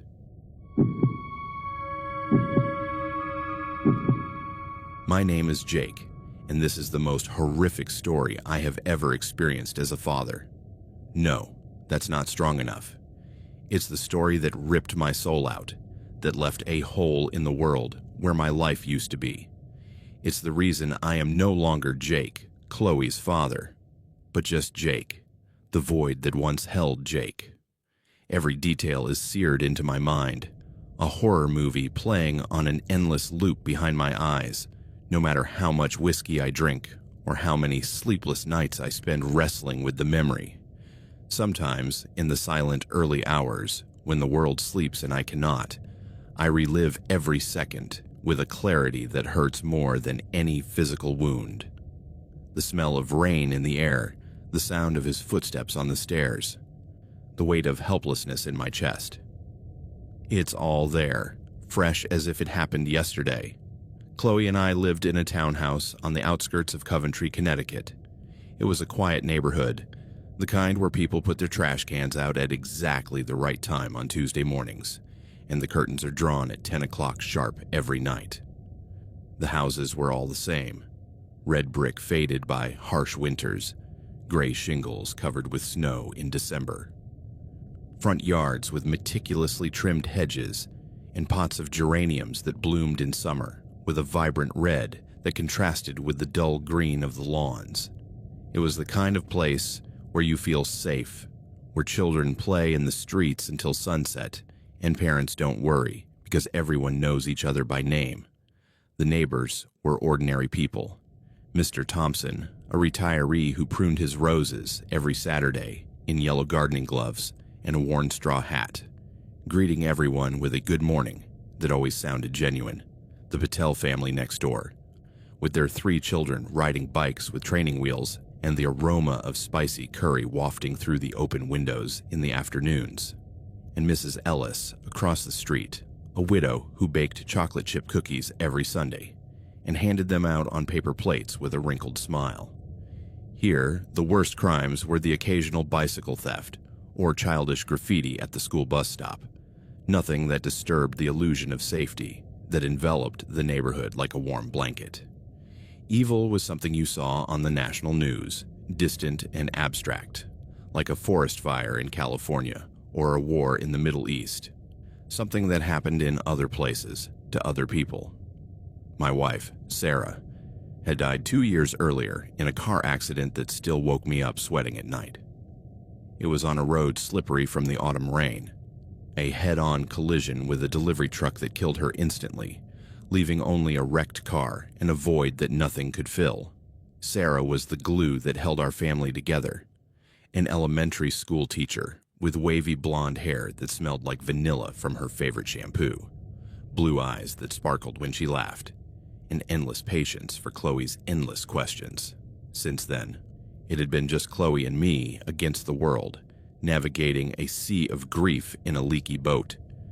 She was my reason for breathing, a 7-year-old girl with her mother's hair, golden brown curls that shone in the afternoon sunlight when she played in the backyard, and a laugh that could cleanse the sadness from any room, like a sun breaking through gray clouds. She was all I had left of light in a world that had suddenly grown dark. All I had left of Sarah, a living echo of her smile on our daughter's face. My job as an accountant at a local insurance firm kept me busy during the day, reviewing numbers on spreadsheets that stretched endlessly across my computer screen, calculating premiums and risks for clients I never saw in person. It was a stable job, with a salary that paid the bills, the mortgage on the house, Chloe's ballet classes on Wednesdays, the organic food I bought at the farmer's market on Saturdays because Sarah always insisted that fresh food feeds the soul. But it left me mentally exhausted, with migraines that started in my temples and spread like roots through my skull. In the evenings, after picking Chloe up from school, a brick building with a playground, where she would run toward me with her pink backpack bouncing on her back, I would make simple dinners like macaroni and cheese baked in the oven with steamed broccoli to add some green, or roasted chicken with potatoes that I cut into perfect cubes so she wouldn't complain about big pieces. Then came the nightly ritual, a bubble bath that smelled like strawberries, clean pajamas, reading a book in her room with sky blue walls and glow-in-the-dark star stickers, and a kiss on the forehead before turning off the light. That particular night was a Thursday in October, one of those gray days when the sky looks like a heavy blanket of clouds that threatens to rain but never quite does. The rain finally started around 7, a fine drizzle that tapped softly against the kitchen windows, a familiar, almost comforting sound that reminded me of stormy nights when Sarah and I would curl up on the sofa with a blanket in an old movie. Chloe, dressed in her unicorn pajamas, ones her maternal grandmother had given her for her birthday, with silver stars embroidered on them and a shiny fabric mane that moved when she ran around the house, was finishing her hot milk at the kitchen table, the steaming cup between her little hands, the steam rising like magical mist. I, washing her cup in the sink with hot water that scalded my fingers, watched the reflection of our domestic life in the black glass of the window, where the rain created distorted rivers that obscured the view of the backyard. It was a scene of perfect normality, the steaming cup with traces of foamy milk, the bright pajamas with chocolate stains from her snack, the warm light of the hanging lamp above the oak table that Sarah had restored herself years ago. That normality was the bait, the trap set by fate before the jaws of hell closed on us with cruel precision. "Daddy, do unicorns sleep with their eyes open like fish?" Chloe asked with that absurd seriousness that only children can muster, as if she were solving a cosmic mystery that had been on her mind all day, her wide, curious blue eyes fixed on me as she stirred the last sips of milk with a teaspoon. I laughed, a genuine laugh that warmed the cold air in the kitchen, drying my hands with the checkered dish towel hanging from the oven. "Only the ones on guard protecting the magical kingdom, sweetheart," I replied, reaching over to ruffle her hair, feeling the soft curls under my fingers. "The rest of them are snoring like your old dad after a long day at the office." She laughed, a bell of crystal purity that echoed through the kitchen, bouncing off the light blue walls Sarah had painted before she got sick, paint roller in hand and paint splattered on her nose. That laugh. God, that laugh. If I had known, if I had had a hint of foreboding or a whisper of fate in my ear, I would have stayed there, frozen in time, drinking in that sound for eternity. I would have kept it in a glass box in my mind to take out on the darkest days when the world feels empty and cruel. I carried her upstairs in my arms, even though she was too big for that. She was getting heavier every month, her legs dangling down the sides of my hips like flexible branches, her arms around my neck in a hug that smelled of strawberry soap and innocence, and laid her down in her bed with soft cotton sheets decorated with stars and moons that glowed in the dark.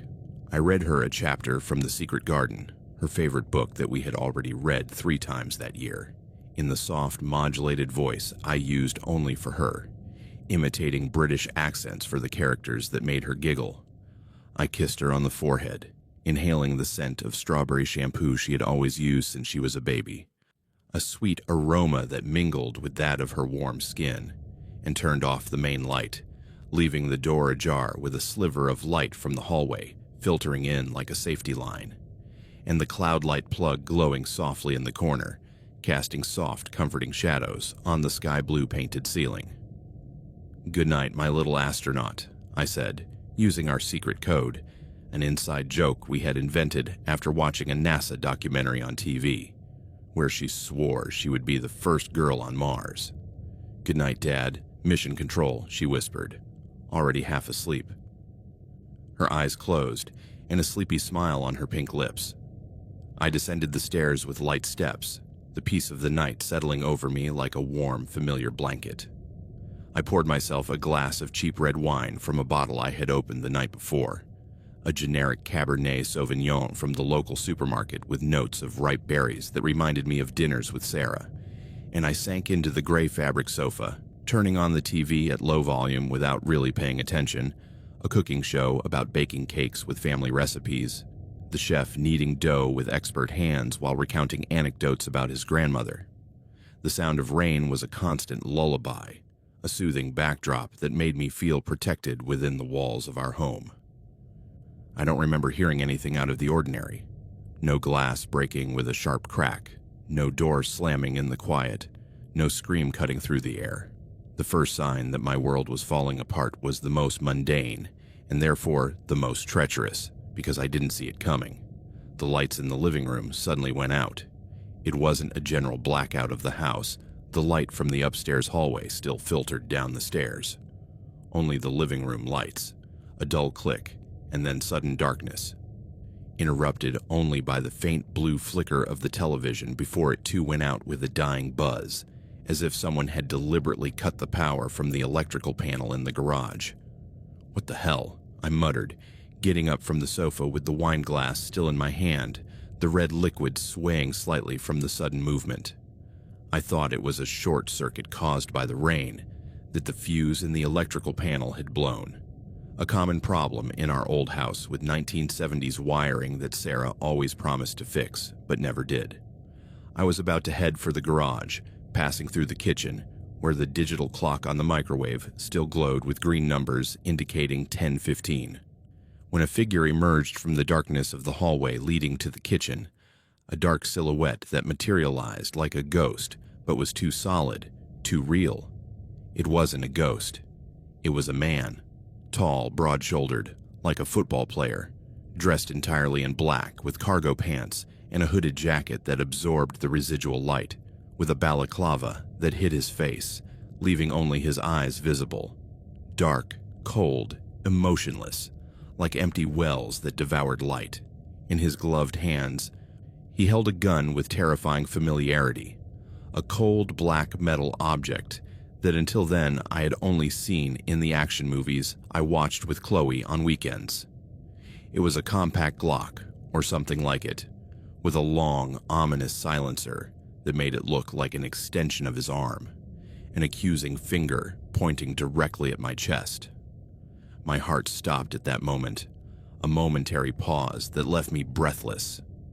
The world shrinking to that black barrel. The air thickened in my lungs, heavy as lead.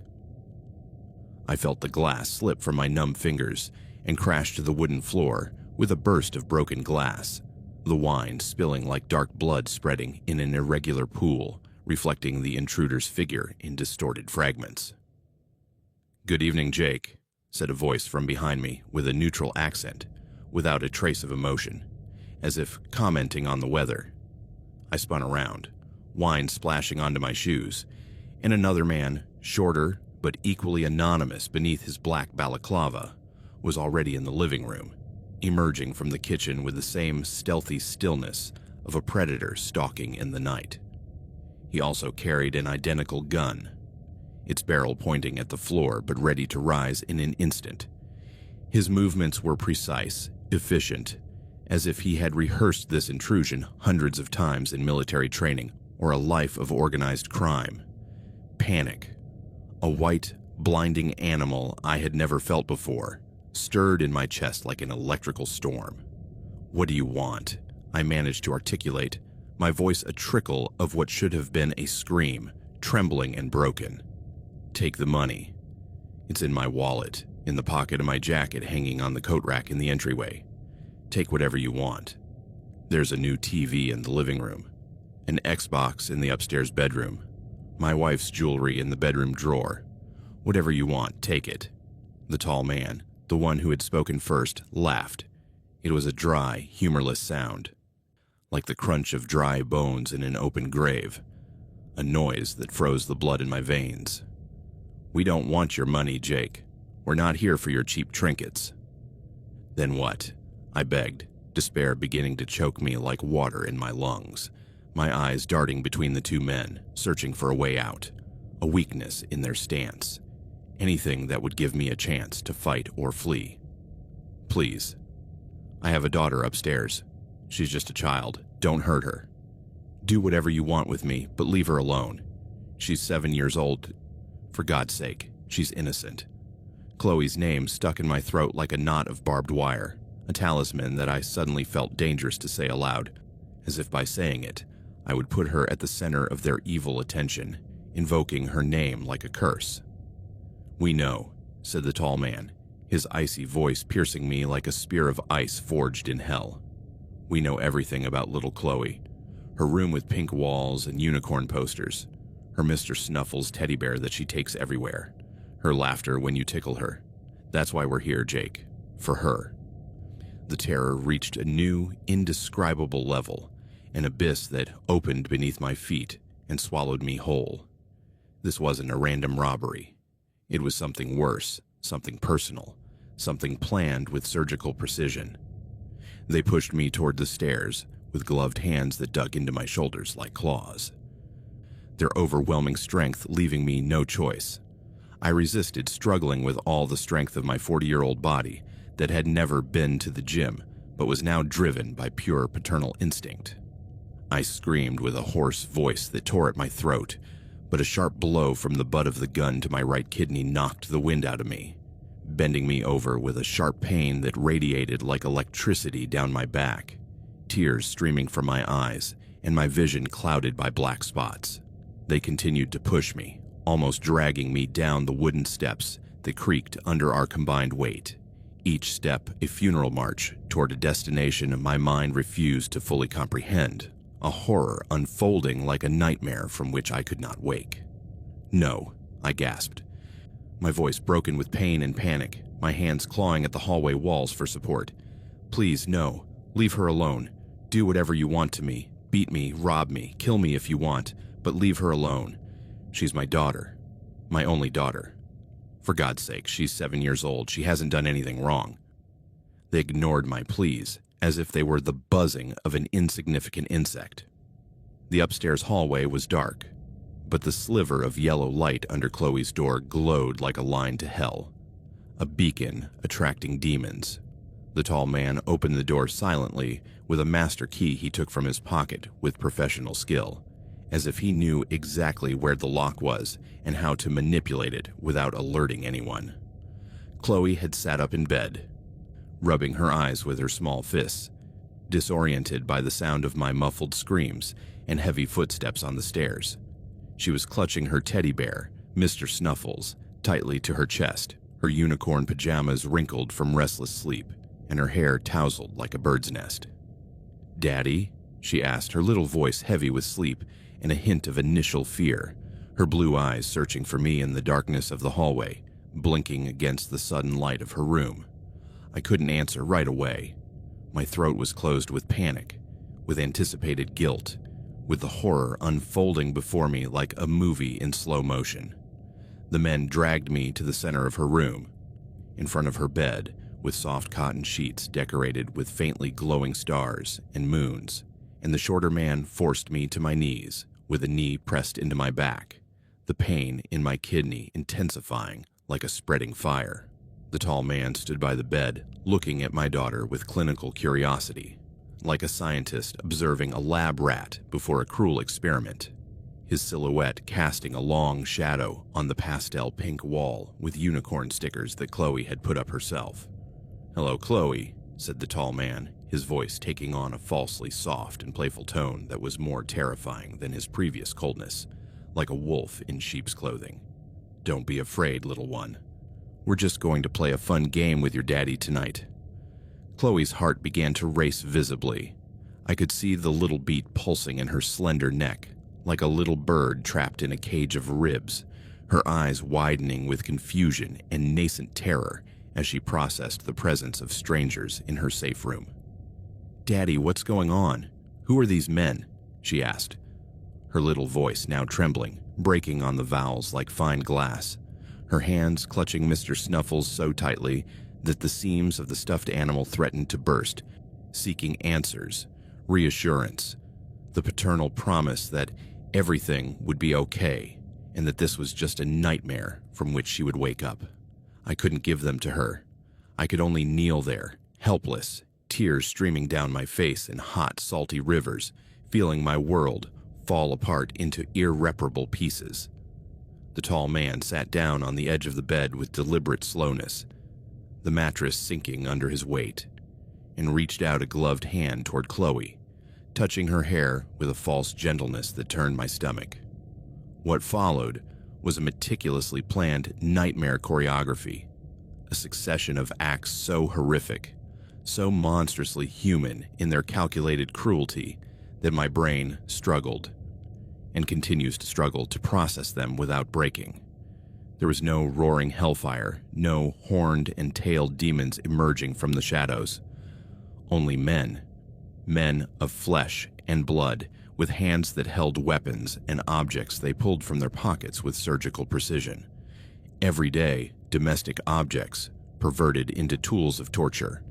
A black leather strap coiled like a snake, a silver razor with a fresh blade that glinted in the light of the night lamp, a bottle of isopropyl alcohol from the bathroom medicine cabinet that smelled like a hospital, a pair of sharp-tipped nail scissors I found in Chloe's craft drawer. The shorter man stood behind me, one heavy hand on my shoulder like a lead anchor, the gun pressed firmly against my temple, the cold metal pressing against my sweaty skin, making sure I saw everything, every detail, unable to close my eyes or turn my head. The tall man. He dealt with Chloe with a calmness that was more terrifying than any rage, his movements slow and deliberate like a surgeon preparing for an operation. I will not go into the explicit details of what they did to her. To do so would be to betray my daughter once more, to relive the horror in words that would make it eternal, to inflict those images on another innocent mind, and no mind deserves to bear that unbearable weight. Suffice it to say that it was methodical abuse, precisely calculated to inflict not only physical pain on a defenseless 7-year-old girl, whose small, fragile body writhed under the assault like a leaf in a storm, but to systematically destroy her innocence, her pure spirit, and to destroy the man watching her, unable to move, unable to help, unable to be the one thing a father is supposed to be, an unwavering protector, a shield against the evil of the world. My screams were muffled by a dirty rag that the man behind me stuffed into my mouth when I started screaming at the top of my lungs, a handkerchief that smelled of stale chlorine and someone else's sweat, gagging me like an animal in a slaughterhouse. My attempts to fight back, to free myself with desperate kicks and twists, only resulted in more precise blows to my ribs and stomach, in the cold pressure of the gun barrel against my skull, reminding me that one false move would mean instant death, in a dull, throbbing pain that clouded my vision with red and black spots. They tied my ankles with a rough nylon rope that cut into my skin with every tug, immobilizing me completely, forcing me to be a passive witness, a spectator to the slow and deliberate annihilation of my own daughter. The worst, the most deeply sadistic and psychological aspect of the entire assault were his whispered words, the phrases the tall man said to Chloe in calm tones, twisting the situation with cruel mastery, blaming me as if I were the architect of her suffering. "Look at your daddy, Chloe," he whispered as she cried with sobs that choked in her throat, her small body shaken by uncontrollable tremors. "Look how he sits there, doing nothing to help you. He's not saving you because he's weak. A coward who doesn't love you enough to fight for you. If he really loved you, he would stop us, don't you think? But he doesn't. He's letting you suffer because he doesn't care about you as much as you say he does.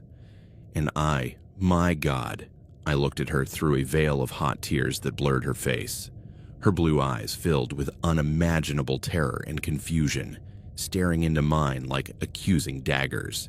And in them, through the layer of physical and emotional pain, I saw a flash of treacherous understanding break through her childish mind. Her dad, her hero, wasn't going to save her this time. The world was not a safe place full of unicorns and fairy tales.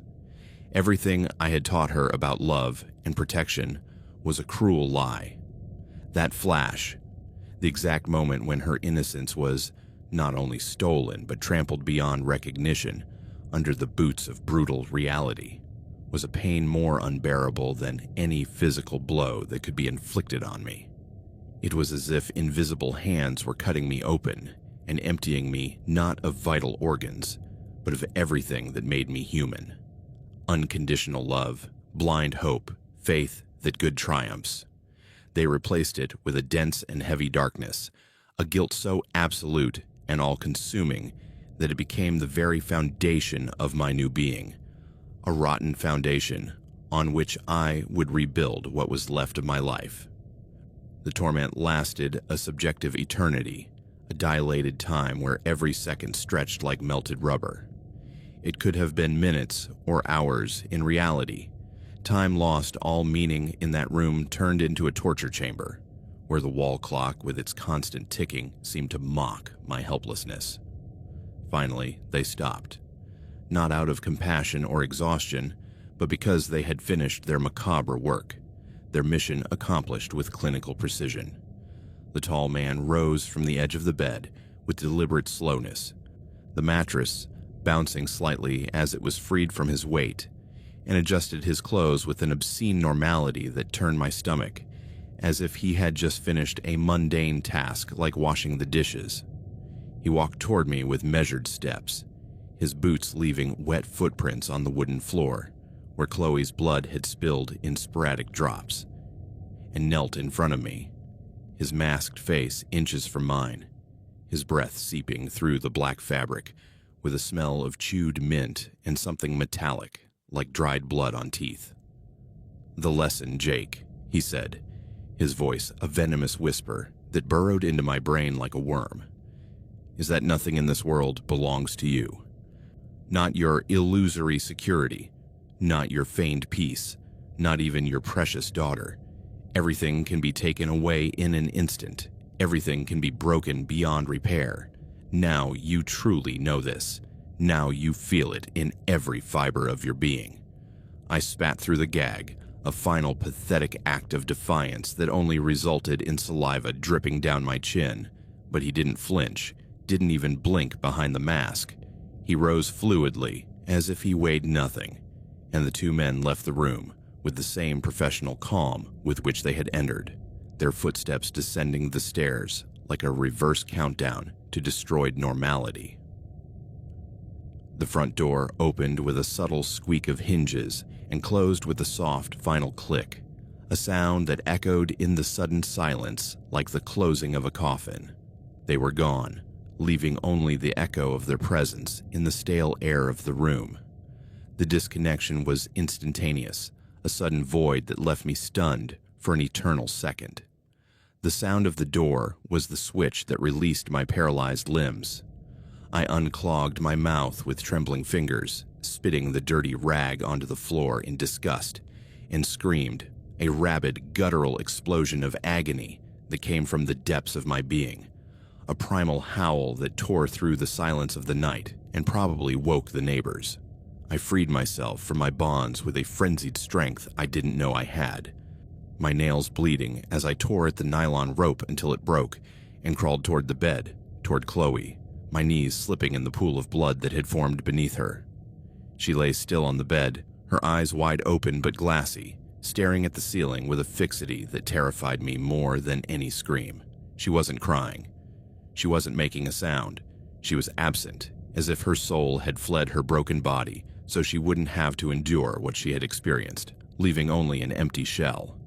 I took her in my arms with infinite delicacy, wrapping her in her unicorn blanket, now stained dark red, and held her against my chest, rocking her as I had when she was a baby, babbling incoherent apologies, words of comfort that sounded hollow and grotesque amid such utter devastation. "I'm sorry, Chloe. I'm so sorry. Forgive me, my love. I love you. I love you more than anything. Please come back, please." She didn't respond. She just lay there, broken in a silence that was worse than any crying, her small body trembling slightly in my arms like a leaf in the wind. I called the police with hands shaking so badly that I dropped the phone twice, my fingers slippery with sweat and blood. I don't remember exactly what I said on that call, only fragments of desperate words. "My daughter. Intruders. Attacked. Please come quickly. God, please." The operator calmed me with a professional voice, asking for details that I answered between sobs. The address.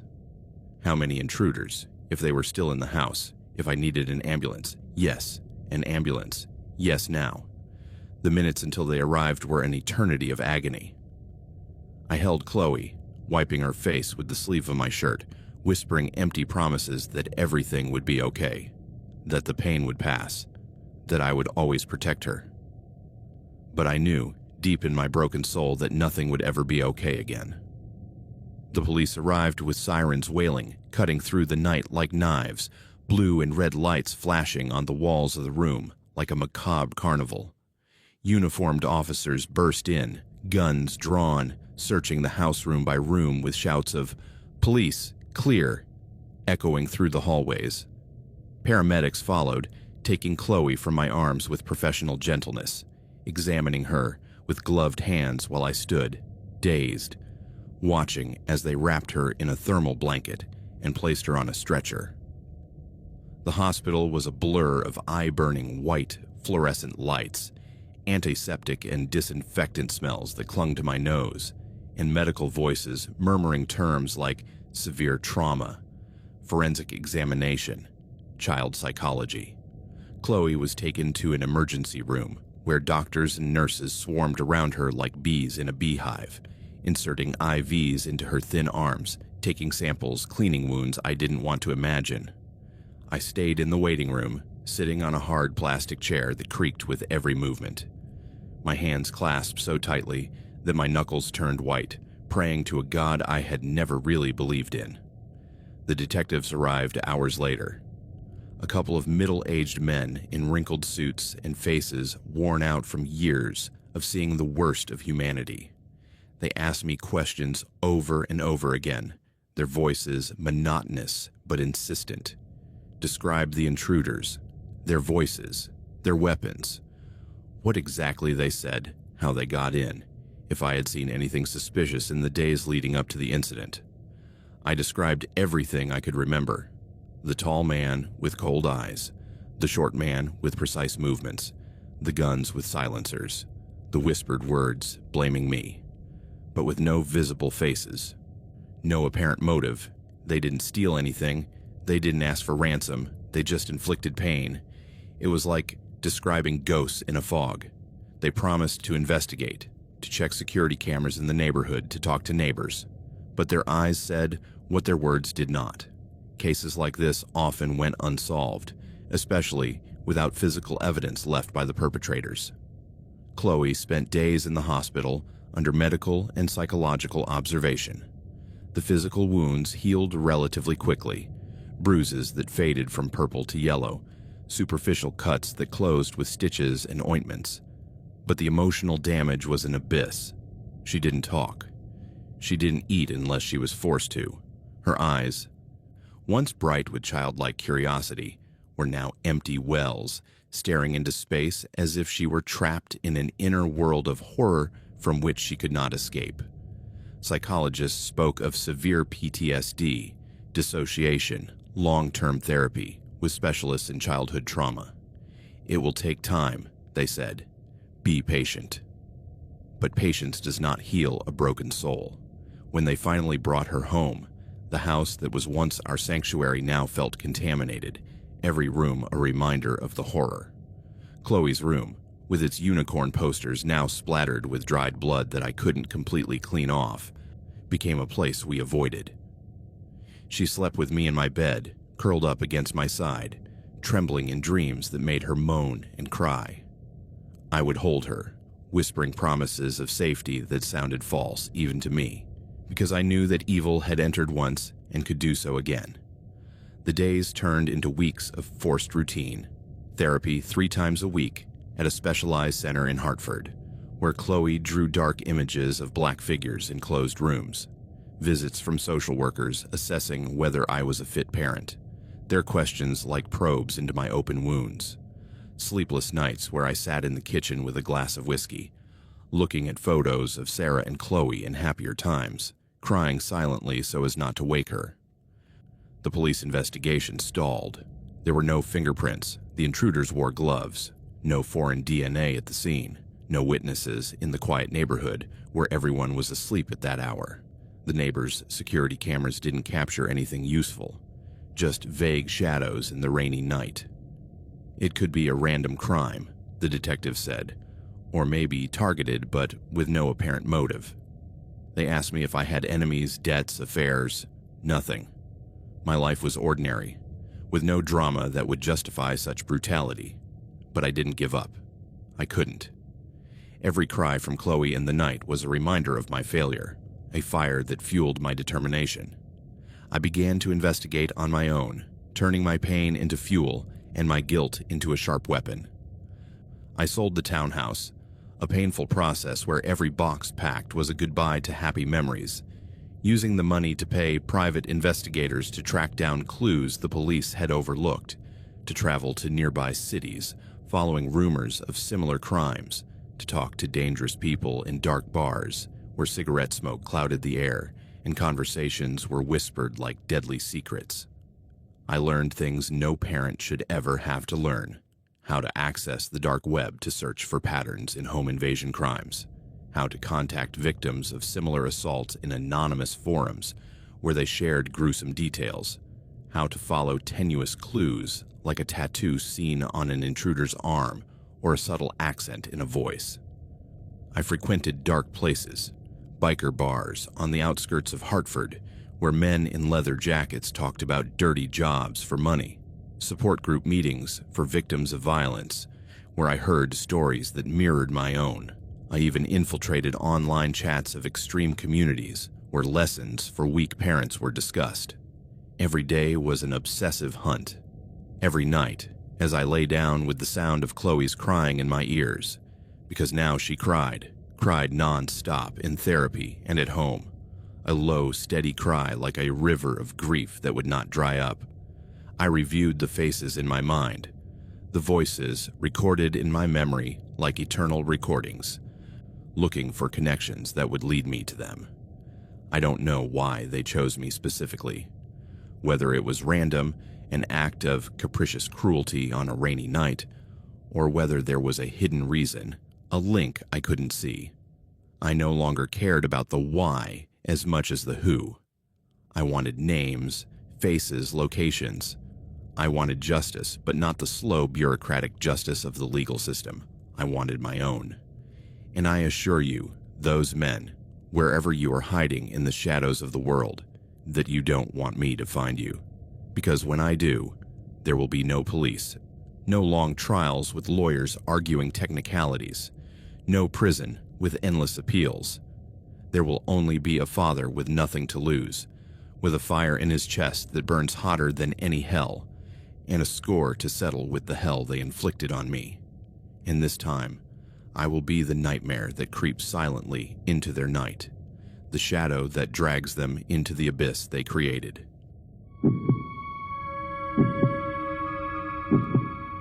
There's a house for sale in Portland, Oregon, a small 1950s bungalow in the Selwood neighborhood with sash windows and a charming front porch. The listing says needs a little love, and the price is suspiciously low for that area. People ask what's wrong with it. The real estate agent says it just needs cosmetic updates. But I know the truth. That was my house. And the reason it's for sale is because I can never set foot inside it again. My name is Nicole Chen. I'm 31 now, and what I'm about to tell you happened 2 years ago. 2 years that feel like an eternity and like yesterday at the same time. I'm living with my parents again, in their house in Beaverton, in my old high school bedroom that my mom turned into an office when I moved out. I sleep with the door locked from the inside, a chair wedged against the doorknob, and blackout curtains that don't let in a single ray of light. My friends think I'm paranoid. My therapist says I have severe PTSD. They're both right, because for weeks, maybe months, someone was breaking into my house while I slept, watching me, photographing me, and I had no idea until it was too late to ever feel safe anywhere again. To understand what happened, you need to know who I was before. You need to know about the life I built so carefully, the independence I worked so hard for, and how it all fell apart in a single Tuesday afternoon when I found those photographs on my table. I moved into that house in Selwood when I was 28. It was the first time I had ever lived completely alone. Before that, I had had roommates in shared apartments, the typical post-college experience for 30-somethings in Portland who couldn't afford to live alone but didn't want to move back in with their parents either. I was working as a graphic designer for a medium-sized agency downtown, a job that paid decently but not spectacularly. I had been saving for 3 years for a down payment on a house. The house was small, barely 900 square feet, but it was mine. 2 bedrooms, although I used the second one as an office, 1 bathroom, a vintage kitchen that needed renovation but had that retro charm I liked, and a living room with an original brick fireplace. The front yard had a cherry tree that bloomed beautifully in the spring, and the backyard was big enough for my fanciful plans to one day have a vegetable garden. My parents had been nervous about me living alone. What if something happens? Mom had said during the celebratory dinner after closing. What if you get sick? What if there's a fire? What if an intruder? Mom, I had interrupted her lovingly but firmly. I'm 28 years old. I need my own space, and Selwood is a safe neighborhood. Young families, professionals, people walking their dogs. It's not like I'm moving to some dangerous area. Dad had been on my side. Leave her alone, Linda. She's an adult, and she can always call us if she needs anything. We're only 20 minutes away. I decorated the house with a mix of second-hand furniture from Craigslist and a few new pieces from IKEA. Neutral colors with touches of dark green and terracotta. Plants in every corner that I promised to take better care of than the ones in my previous apartments, and which mostly died anyway. Framed posters from art exhibitions I had visited, bookshelves filled with books I had been collecting since college. My routine was predictable, and I liked it that way. I got up at 6:30 a.m. to go to the gym 3 times a week. Or at least that was the intention. Sometimes it was only twice. I ate breakfast while checking emails. I took the bus downtown around 8.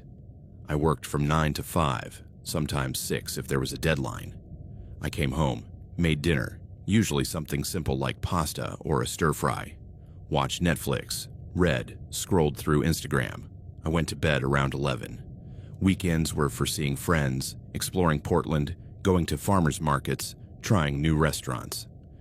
I had a decent social circle, friends from college who also lived in Portland, co-workers I would grab coffee with, acquaintances from yoga classes I had eventually stopped taking but still kept in occasional contact with. I didn't have a boyfriend. I had dated a few guys through dating apps but nothing serious. After my last relationship ended 2 years ago, a guy named Jason, who turned out to have serious trust and control issues, I had decided to take a break from romance and focus on myself, therapy, personal growth, building the life I wanted instead of relying on someone else for fulfillment. It was a simple but satisfying life. I was proud of what I had achieved. A house of my own before 30, a stable job doing something creative, independence, peace. And then, one Tuesday in October, all of that evaporated. It was a completely ordinary day. I had worked late, until 7, because we had a big presentation for a client the next day, and the team was making last-minute adjustments to the design. I was tired, hungry, and all I wanted to do was get home, eat something quick, and collapse on the couch. The bus dropped me off at my usual stop on Tacoma Street around 7:45. It was October, so it was already dark. That deep Pacific Northwest autumn darkness that comes so early, it always catches you by surprise. I walked the 2 blocks to my house, feeling the typical Portland drizzle begin to fall, the kind of rain that is more like heavy fog than actual drops. My house was dark, as it always was when I came home late from work. I had left the porch light on that morning. I always did, but the inside was dark. I took out my keys, opened the front door, went inside, and turned on the lights in the living room. Everything looked exactly as I had left it that morning. The blanket folded on the sofa. The breakfast dishes I had promised to wash that night still in the kitchen sink. My slippers by the door where I had left them when I changed out of my work shoes. I hung my bag on the hook by the door, took off my coat, and headed to the kitchen to see what I could whip up for dinner. I was considering whether I had the energy to cook pasta or if I should just order Thai food when something on the dining room table caught my eye. There was a white envelope, large, letter-sized, with no markings or writing on the outside. It was placed in the exact center of the table, perfectly aligned, as if someone had deliberately, carefully placed it there. My first thought was confusion. Had I left it there that morning? I didn't remember doing so. Maybe the mailman had slipped it through the mail slot. But the mail slot was at the front door, and the mail always fell right there in the foyer. Not miraculously on my dining room table. I approached slowly, a small flicker of unease beginning to form in my stomach. I picked up the envelope. It was heavy. There was something inside, something more than just paper. I opened it with fingers that were starting to tremble, without me fully understanding why. I turned the envelope over, and its contents fell onto the table. Photographs. Maybe 20 of them. Printed on glossy photo paper, the kind you use in good quality home printers. I picked up the first one, and my world stopped. It was a photograph of me, sleeping in my bed, in my own bedroom. I was on my side, my face partially buried in the pillow, my dark hair spread out on the white sheets. I was wearing my old University of Oregon t-shirt that I used to sleep in. The photo was taken from a slightly elevated angle, as if the photographer was standing next to the bed looking down, with hands that were now shaking violently. I took another photograph. It was the same scene, me sleeping, but from a different angle. This one was from the foot of the bed, capturing my form under the comforter, my arm hanging down the side. Another photo. Me on my back this time, the curve of my shoulder visible above the covers. Another. A close-up of my face as I slept, my mouth slightly open, completely vulnerable, completely unconscious. I dropped the photos as if they were burning. My heart was beating so hard I could hear it in my ears. My legs went weak, and I had to grab the edge of the table to keep from falling. Someone had been in my house, in my bedroom, while I slept, standing next to my bed, watching me, photographing me, and not just once. With trembling hands, I forced myself to look at more photos, searching for differences. And there were differences. In some, I was wearing my U of O t-shirt. In others, a different one, gray with a faded logo. In some, my hair was braided for bed. In others, it was loose. The sheets were different in some photos. White in some, blue in others, different nights. This had happened on different nights. Not just once, multiple times. For who knows how long, someone had been entering my house, climbing the stairs to my bedroom, standing next to my unconscious bed, and taking photographs. Panic hit me like a physical wave. I felt the room spin. My breathing became shallow, rapid. I started to hyperventilate. What if they were still here? What if whoever had left these photos was still in the house, watching me right now? I grabbed my phone with clumsy fingers, almost dropping it twice, and dialed 911. 911, what is your emergency? Someone has been in my house, I managed to say, my voice coming out in ragged gasps. There are photos of me, while I was sleeping. Someone has been coming in while I sleep. Are you alone in the house right now, ma'am? I don't know. I haven't checked. I just got home and found the photos and... Okay. Can you safely leave the house? Is the front door nearby? I looked toward the door. It was about 10 feet away. Yes. I want you to leave the house right now. Don't hang up. Go outside and wait in a safe place. Are there any neighbors nearby? Yes, the Martinezes live next door. Perfect. Go to them. A police unit is on its way. They're 5 minutes away. I ran to the door, grabbed my purse on the way, and stepped out into the rainy Portland night. I didn't bother to lock the door. If anyone was inside, let them be trapped. I ran across the lawn to the Martinez's house, knocking frantically on their door. Mrs. Martinez opened the door, her expression of confusion quickly turning to alarm when she saw me, soaked in the rain, obviously terrified. Nicole, what's wrong? Call me Nicole, I could barely say. The police are coming. Can I wait here? She let me in without further questions. Her husband appeared from the back and I sat on their couch shaking while the 911 operator stayed on the line with me, asking me questions to keep me calm until the police arrived. Through the Martinez's window, I saw blue and red lights illuminating our quiet street. 2 patrol cars, 4 officers. I watched them enter my house with flashlights and drawn guns. 10 minutes passed that felt like hours. Finally, one of the officers came out and walked toward the Martinez's house. Mr. Martinez opened the door. Miss Chen, I'm Officer Davis. The house is clear. There's no one inside. But I need you to come with us to answer some questions and show us exactly what you found. My legs still shaking, I returned to my own house, feeling as if I were entering a stranger's home rather than my own. The officers had turned on all the lights. 3 of them were now examining the photos on the dining room table, wearing latex gloves. Are these the photographs you found? Davis asked.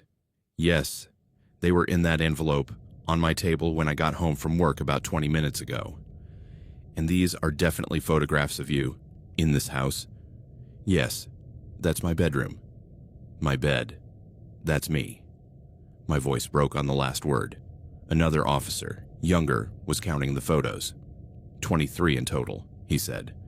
They all appear to be of the same person, in the same bed, but on what appear to be different occasions, based on the clothing and bedding. Miss Chen, Davis said gently, I need to ask you some questions.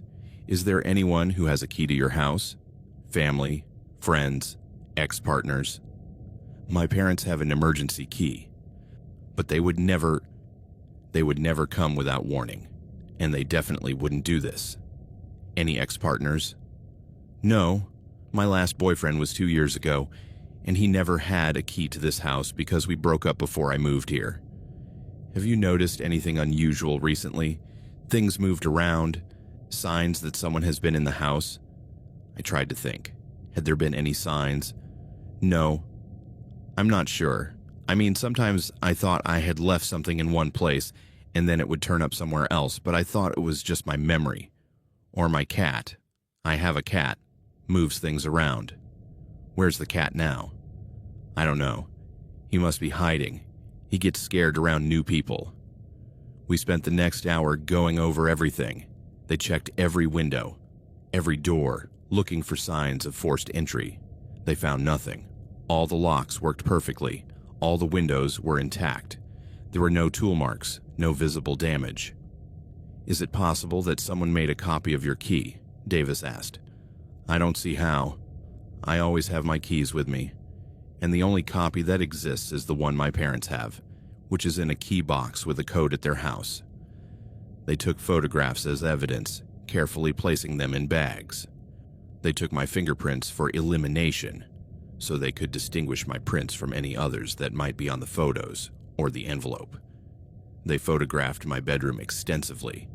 They searched for hidden cameras, but found none. "Miss Chen," Davis finally said, around 10 p.m., "I'm going to be honest with you. This is very serious. Someone has violated your home in the most invasive way possible. We are going to process all the evidence, check for fingerprints, DNA, anything that might help us identify the perpetrator. But in the meantime, I would strongly recommend that you not stay here tonight.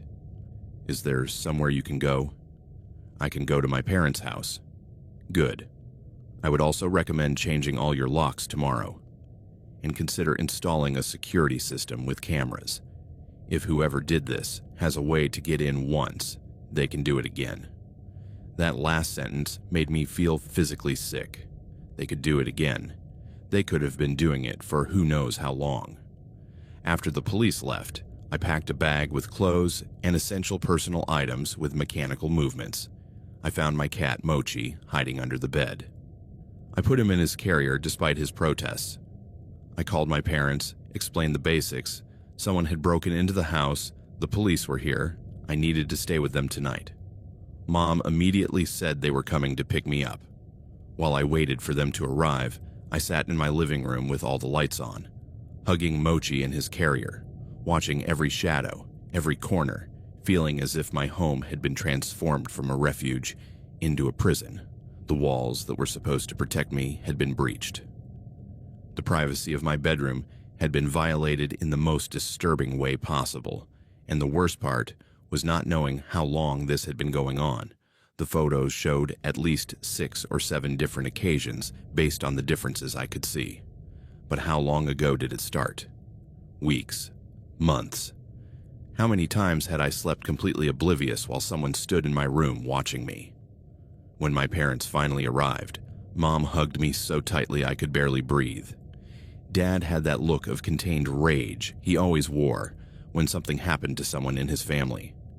They loaded my things into the car, put Mochi in the back seat, and we drove away. Through the rear window, I watched my little house, my first home of my own, my pride and joy, shrink into the darkness. And I had the terrible feeling that I would never be able to feel safe within those walls again. The next few days were a blur of police, locksmiths, and growing paranoia. Dad changed all my locks the next day, installing new high-security deadbolts that cost almost $500. A security company came and installed cameras at every entrance, sensors on all the windows and doors, an alarm system that would go off if a fly tried to get in. But I didn't go back. I stayed at my parents' house, in my old room, feeling like a scared little girl again. Every night, I checked under the bed, in the closet, behind the curtains before trying to sleep. And when I finally fell asleep, I had nightmares of waking up and seeing a figure standing next to my bed, a camera pointed at me. The detective assigned to my case was named Sarah Morrison. She was a woman in her 40s with short blonde hair and an expression that had seen too much. I met with her at the police station 3 days after the incident to review everything they had found. "We processed the photographs in the envelope," she said, spreading photos of evidence on the table between us. "No useful fingerprints other than yours. Whoever did this wore gloves. The envelope and photo paper are generic brands sold in dozens of stores. The photos were printed on a standard inkjet printer. Again, nothing distinctive." "What about the photos themselves? Can you tell when they were taken?" "There's no metadata on the prints, obviously. Based on visual analysis, we estimate they were taken over a period of approximately 6 to 8 weeks, based on differences in your appearance, bedding, and so on. The most recent one we can identify, the one showing your blue comforter, appears to have been taken no more than a week before you found them." 6 to 8 weeks. 2 months during which someone had been entering my home regularly while I slept. But how? How were they getting in? You said there were no signs of forced entry. That's the most disturbing part, Morrison admitted. Either they have a key, or they have very advanced lockpicking skills that leave no marks. We checked with your previous owner, the man who sold you the house. He says he changed the locks before selling it, and only made 2 sets of keys, both given to you at closing. What about my parents? We checked your parents' emergency key. It's in a coded key box at their house. The code hasn't been changed in years. There are no signs that the box has been tampered with or the key duplicated. Frankly, Nicole, I'm not sure how they're doing it, but they clearly have a method. Do you have any suspects? Any leads? Morrison sighed. We're investigating several lines of inquiry, ex-partners. We spoke to Jason, her ex from 2 years ago. He has a solid alibi for at least 3 of the nights we believe the photos were taken, and frankly, he doesn't seem like the type. We talked to her neighbors, asking if they'd seen anything unusual, anyone loitering. Nothing. We're checking to see if any service workers had access, exterminators, repairmen, that sort of thing. Did anyone come to fix anything in the last few months? I tried to think. The internet technician came about 2 months ago to update the router. And the city inspector came in September to check the smoke detector after I had a problem with it. That's all I can remember. Okay, we'll look into both of them. Anything else? Anyone who has given you unwanted attention, a co-worker, someone on the bus, a barista who is overly friendly? I shook my head. Not that I noticed, but now I'm questioning everything. How can I be sure I noticed? Clearly, someone has been paying a lot of attention to me, and I had no idea. Morrison looked at me sympathetically. Nicole, we're going to find whoever did this, but I need to be honest with you. These kinds of cases can take time. The perpetrator has been very careful. No forensic evidence, no witnesses, unknown method of entry. But they made a mistake by leaving the photos. They wanted you to know. And that means they have some connection to you, some motive. And motives lead to identities. Why? I asked, my voice breaking. Why would someone do this? Just to scare me? It could be many things. Power, control, obsession. Some stalkers are content to watch for months or years. Others escalate. The fact that they revealed their presence by leaving the photos suggests they're ready for the next phase of whatever they're planning. And that worries me. That terrified me completely. 2 weeks passed. The police investigation had produced no useful leads. The internet technician and the city inspector were interviewed and ruled out. Both had alibis, and neither seemed to have a motive. There were no security cameras on my street that could have captured someone coming and going. My neighbors hadn't seen anything unusual. My parents wanted me to stay with them indefinitely. Until they catch whoever it is, Mom insisted. But Dad, ever practical, pointed out that there was no guarantee that would happen soon, or ever. And I couldn't live with them forever. Your house has the best security system possible right now, Dad said. Cameras, alarms, new locks. No one can get in without you knowing immediately. Technically, it's safer than our house. Technically, he was right, but logic doesn't calm panic. I decided to try to go back, not because I felt ready, but because I felt I had to. I couldn't let whoever did this win completely, steal my home, my independence, everything I had worked for. I went back on a Monday afternoon. Dad came with me, carrying Mochi and my things. We checked every room together, verified that all the cameras were working, that the alarm was activated. Everything was as I had left it. The breakfast dishes from 2 weeks ago still in the sink. A reminder of that last normal morning before my world fell apart. Will you be okay? Dad asked, clearly not convinced about leaving me. Yes. I have my phone. I have Detective Morrison's direct number. And the alarm is connected directly to the police. If anything triggers the sensors, they'll respond in minutes. He hugged me tightly. Call us if you need anything. Anything. Anytime. After he left, I stayed in my living room, hugging myself, looking around my house that no longer felt like home. Every shadow seemed threatening. Every creak of the hardwood floor made me jump. Mochi was acting strange too, sniffing everything obsessively, meowing more than usual. That first night was impossible. I ate something I ordered in. I couldn't imagine cooking. I watched TV without really processing it.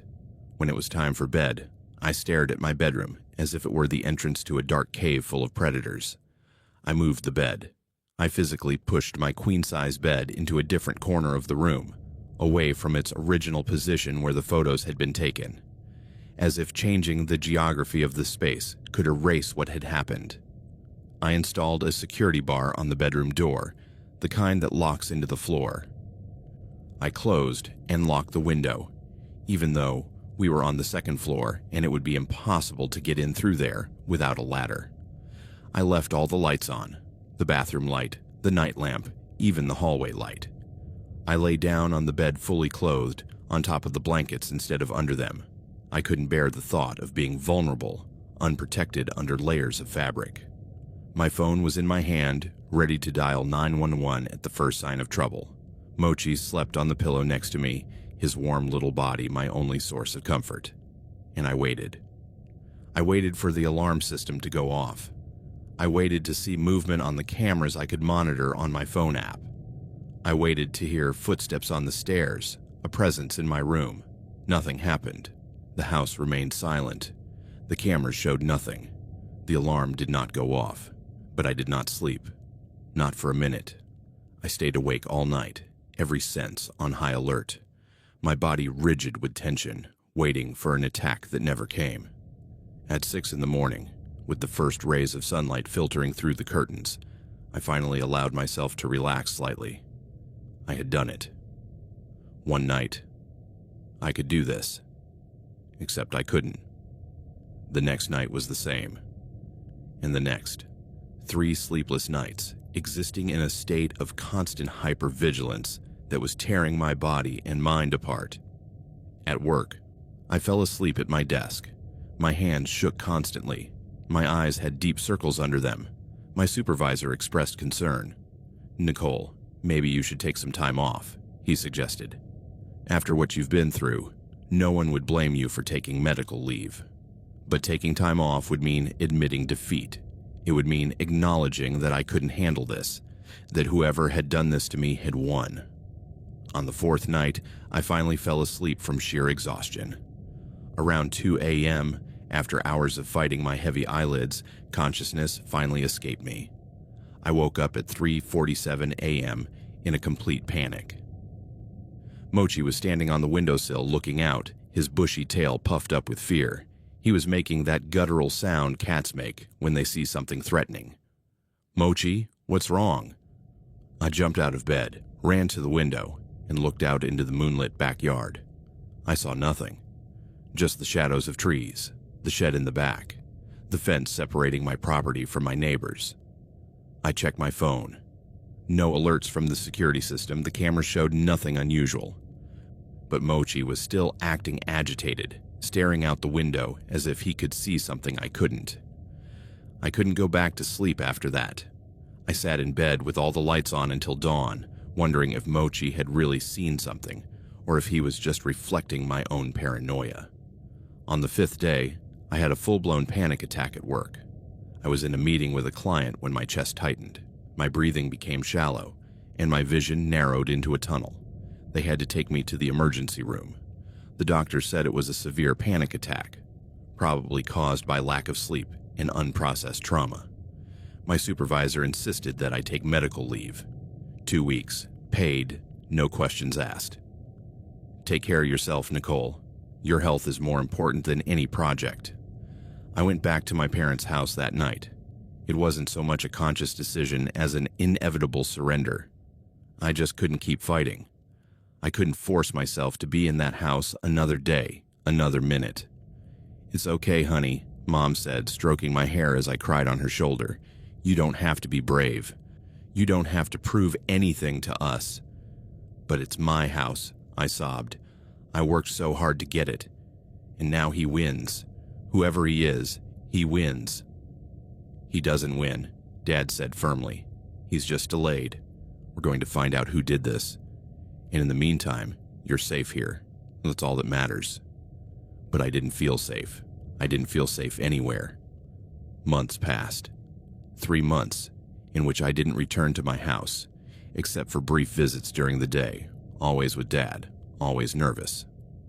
Detective Morrison called every few weeks with updates that weren't really updates, lines of inquiry that led nowhere, clues that evaporated, theories that couldn't be proven. "I'm sorry, Nicole," she said each time. "We're still looking, but with no further incidents, no further evidence. It's like looking for a needle in a haystack." There were no more incidents because I wasn't there. The cameras we had installed showed only normal things. The mailman, neighbors walking dogs, stray cats on the porch. Whoever had done this had disappeared. Or maybe they were just waiting. Waiting for me to let my guard down. Waiting for me to come back. My therapist, I had started therapy after the panic attack, asked me questions I couldn't answer. What would you need to feel safe in your home again? To know who did it. Why they did it. That they're in jail. What if you never find that out? Then I guess I'll never feel safe again. She sighed. Nicole, you can live in fear, or you can work to reclaim your life. Neither option is easy, but one has a chance of leading you somewhere better. But how do you reclaim a life when the foundation of your safety has been completely destroyed? Every time I closed my eyes, I saw those photographs. My vulnerable face, asleep, completely unaware of the rape that was happening. I saw the imagined silhouette of the photographer standing next to my bed, watching, waiting, capturing my most vulnerable moment. And the worst part was not knowing who, not knowing why, not knowing if someone had more photos, if they had photographed me in the shower, if they had recorded video, if they had touched my things, my clothes, my body while I slept. The uncertainty was its own form of torture, worse than any horrible truth could have been. Because without answers, my mind filled in the blanks with every terrifying possibility. After 4 months, Dad had a difficult conversation with me. Nicole, you need to make a decision. Are you going to move back into the house, or are we going to consider selling it? Sell it? The idea filled me with conflicting emotions. But it's my house. It's my accomplishment, my independence. It was your house, he said gently. Now it's the place where something terrible happened. And there's no shame in admitting that you can't go back, that the association is too strong. But I'm paying the mortgage. I'm paying for a place I don't live in. That's stupid. It's temporary, until you decide what you want to do. Look, honey, your mom and I will support you in whatever you decide. If you want to try going back again, we'll help you. If you want to sell, we'll help you with that too. But staying in this limbo, paying for a house you're terrified to visit, that's not sustainable. He was right. I knew it. But selling meant admitting defeat. It meant letting the person who did this rob me not only of my peace of mind, but also of my physical home. I finally made the decision after 6 months. 6 months of not sleeping well, of therapy twice a week, of anxiety medication that helped but didn't cure. 6 months of living with my parents as if I were a teenager again, feeling my age of 29, but with the fear of a little girl. I want to sell it, I told Dad one night over dinner. I can't go back. I've tried. Mentally, I've tried to convince myself, but just thinking about sleeping in that room, in that bed, makes me feel sick. I need to let it go. Mom hugged me. Dad nodded understandingly. It's okay. We'll call an agent tomorrow. The process of selling was complicated by the need to disclose what had happened. Legally, we had to disclose that there had been an incident on the property. The first agent we contacted said bluntly that it would be difficult to sell. People are superstitious, she said. Even if you assure them that the perpetrator was never caught, but also never returned, the idea that someone was breaking in while the owner slept, that's going to scare off potential buyers. We lowered the price. Then we lowered it again. Finally, after the house had been on the market for 3 months without any serious offers, An investor made a low offer, almost $30,000 less than I had paid for it. But it was cash, quick closing, no contingencies. I accepted. I just wanted it to be over. I wanted to close this chapter, as painful as it was to admit the loss, financial and emotional. On closing day, I signed the papers at the lawyer's office without returning to the house one last time. I couldn't do it. My memories of that place were permanently tainted. Let the new owner deal with its ghosts. I used the money from the original down payment plus what little was left after paying off the mortgage to pay off my debts and put something into savings. It wasn't enough for a down payment on another house, and honestly, I wasn't ready to live alone again anyway. That brings me to the present. 2 years after finding those photographs, I still live with my parents. I'm 31 years old. I work remotely from home. I couldn't go back to the office. Too much anxiety about leaving an empty space that someone could invade in my absence. And I sleep in my teenage bedroom with the door locked from the inside. My friends stopped inviting me to things after I canceled too many times. It's hard to maintain friendships when you're constantly on guard, when every unexpected noise makes you jump, when you need to leave before dark because you can't handle being outside after dark. I briefly dated someone last year. A nice guy I met on a dating app. It ended after 3 months when I explained why I couldn't stay at his apartment, why I needed to sleep in my own room every night, why I had panic attacks when he tried to hug me while I slept.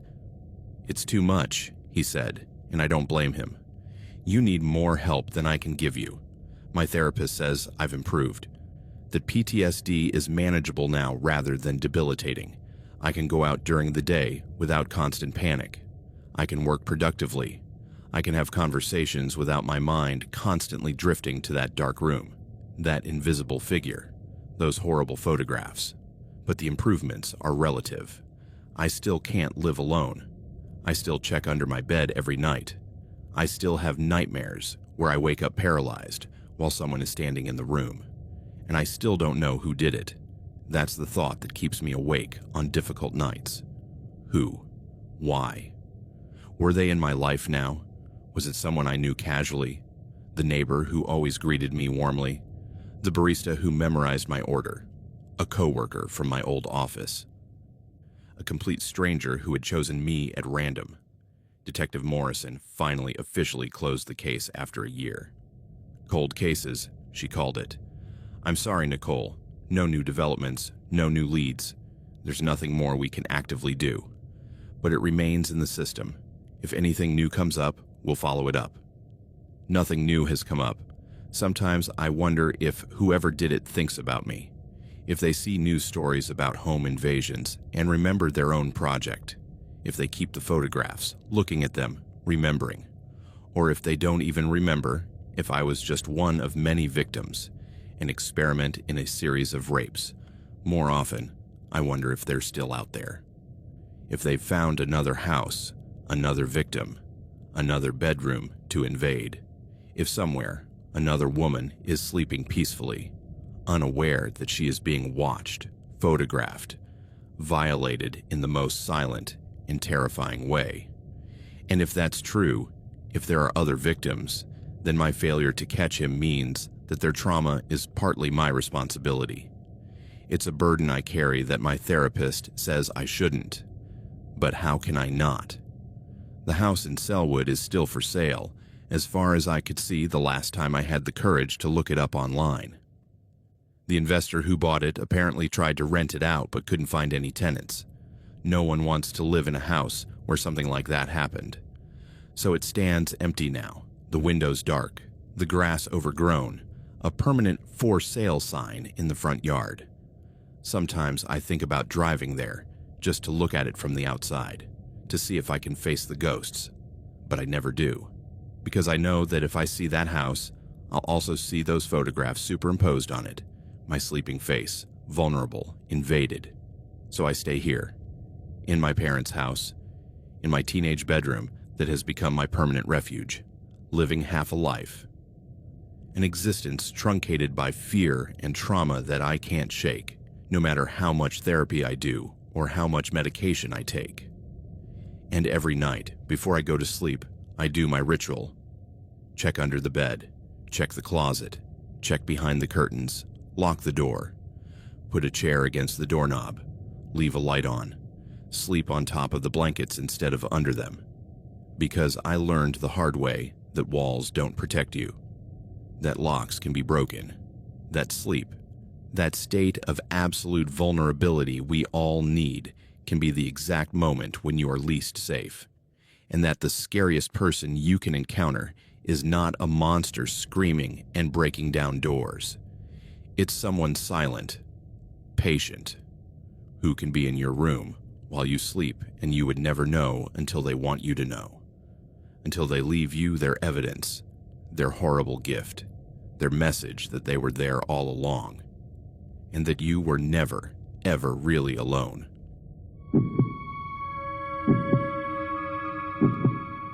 I never thought buying my first home would turn out to be the worst decision of my life. My name is Ellie. I'm 32 years old, and for the past 6 months, I've been living a nightmare that has nothing to do with the supernatural. I wish it were a ghost. I wish it were something that could be explained by paranormal logic and seances. What I found in my house is much worse than any ghost story because it's real, tangible, and someone did it with their own hands. But let me start from the beginning. It was February when I saw the listing for the house. I had been saving for years to stop throwing money away on rent, working double shifts as a nurse at the General Hospital in Portland, Oregon. My parents lived on the East Coast and couldn't help me financially, so it was all up to me. I religiously saved every dollar I earned, ate as cheaply as possible, didn't go out partying, didn't buy new clothes. My whole life revolved around that dream, having my own space, my own walls, something that was mine. The house was in a quiet neighborhood in northeast Portland, not exactly the trendiest area, but not a dangerous one either. It was a working-class neighborhood, with houses built in the 1950s and 1960s, some better maintained than others. The property I saw in the ad was a single-story house with 3 bedrooms and 2 bathrooms, an attached garage, and a small backyard.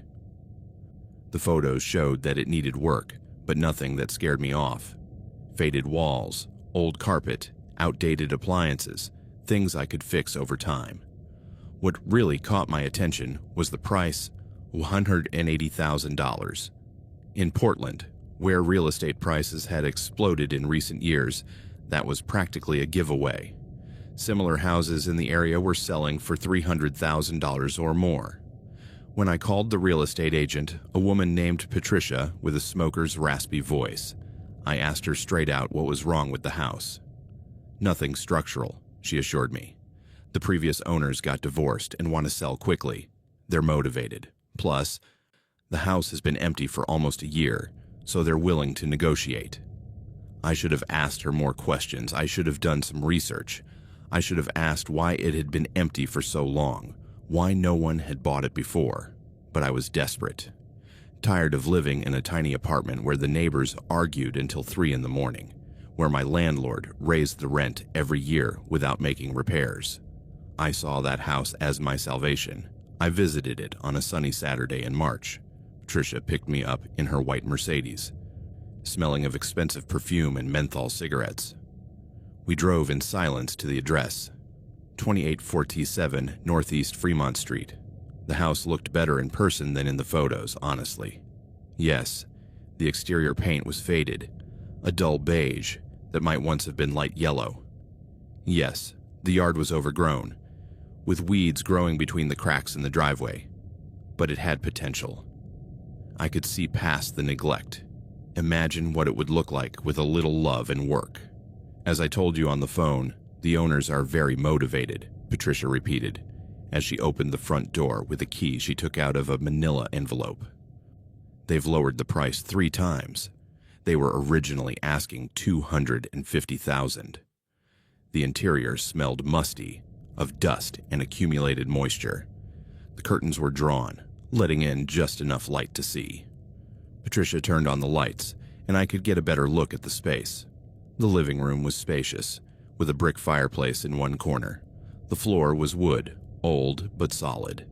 The kitchen was outdated, with dark wood cabinets and avocado-colored appliances that were probably from the 70s, but everything seemed functional. We went through the bedrooms. The master was decent, with an attached bathroom that needed updating but was clean. The other 2 bedrooms were small but usable. One could be my office, I thought. The other, a guest room for when my parents came to visit.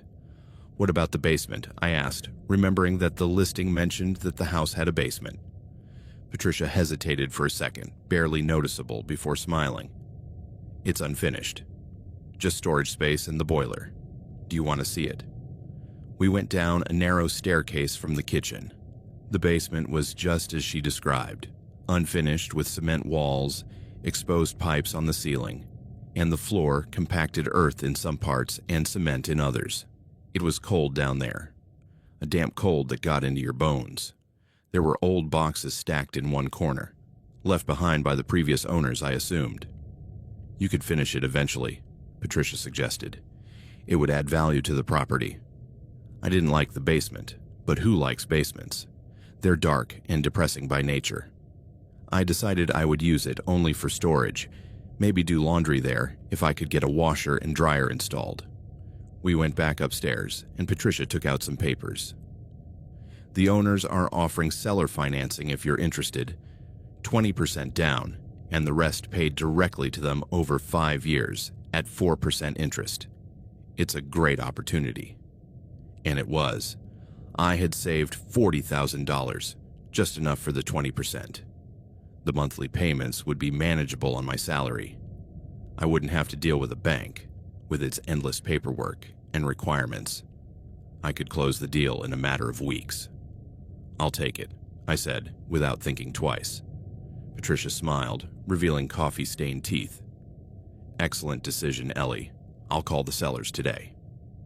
The buying process was surprisingly quick. The sellers, a couple named Donna and Richard Hartwell, never appeared in person. Everything was handled through Patricia and a lawyer. I signed mountains of paperwork, transferred my money, and by the end of March, the house was officially mine. I moved in on a rainy weekend in April with the help of 2 colleagues from the hospital and a rented moving truck. I didn't have much: a sofa, my bed, a few boxes of books and clothes, kitchen utensils. Everything fit comfortably in the house, leaving most of the spaces half empty. It didn't matter. Little by little, I would fill it up. The first night in my new house should have been magical. I should have celebrated with a glass of wine. Called my parents to tell them how happy I was.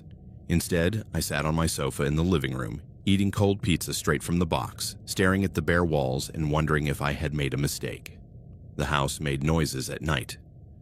Creaks of wood expanding and contracting, the hum of the boiler in the basement, the whistle of wind through the old windows. Normal noises for an old house, I told myself. Nothing to worry about. But there was something else, a feeling I couldn't name, an uneasiness that crept over my skin when I was alone in certain rooms. The basement, obviously, but also the smaller bedroom at the end of the hall, the one I had planned to turn into an office. That room felt wrong somehow. Cold even when the rest of the house was warm, dark even with the lights on. I told myself it was my imagination, the stress of moving, the anxiety of having spent all my savings. I told myself it would pass once I got used to the place. I should have listened to that voice in my head telling me something wasn't right. I should have paid attention to that feeling of unease. But I didn't, and that was my second mistake. The first few weeks were about adjustment. I learned the noises of the house, its quirks. The shower in the master bathroom dripped if you didn't turn the faucet off tightly enough. The garage door got stuck and you had to lift it while opening it. The light switch in the living room was loose, and sometimes you had to flip it 2 or 3 times before it worked. I started making small improvements. I painted the living room a modern light gray, replaced the old curtains with new blinds, ripped up the nauseating carpet in the bedrooms to reveal the hardwood underneath. Each change made the house feel a little more like mine, a little less like someone else's space. I met some neighbors.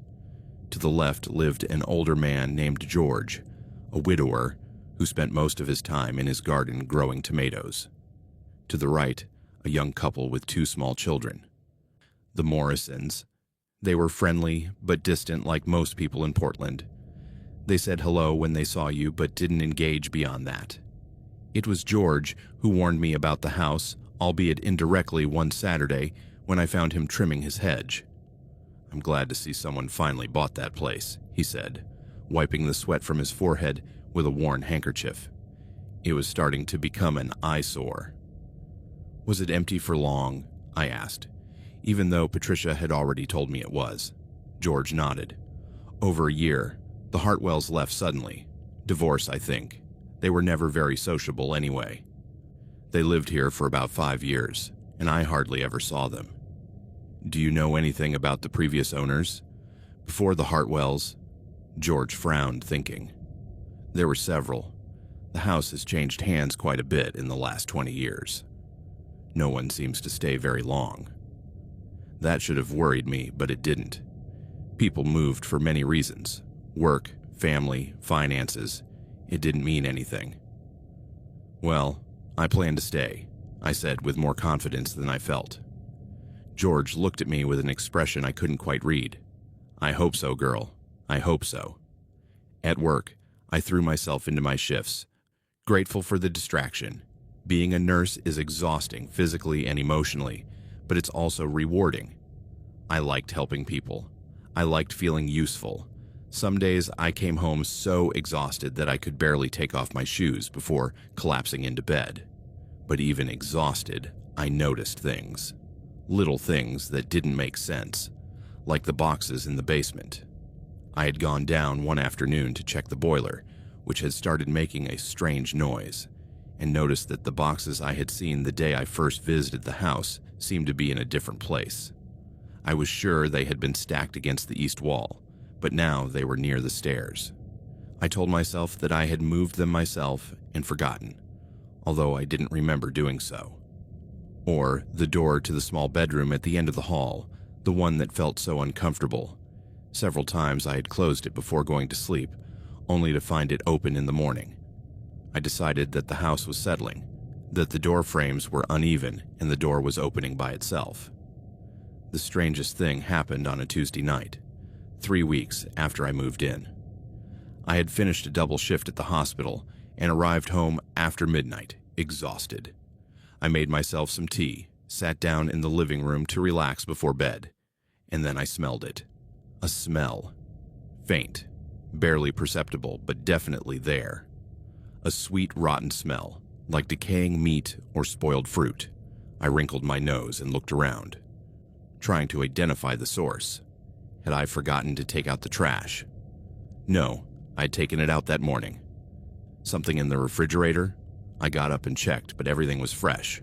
The smell seemed to fade after a few minutes. I decided it was probably coming from outside, maybe a dead animal in a neighbor's yard. I didn't think any more of it. I should have.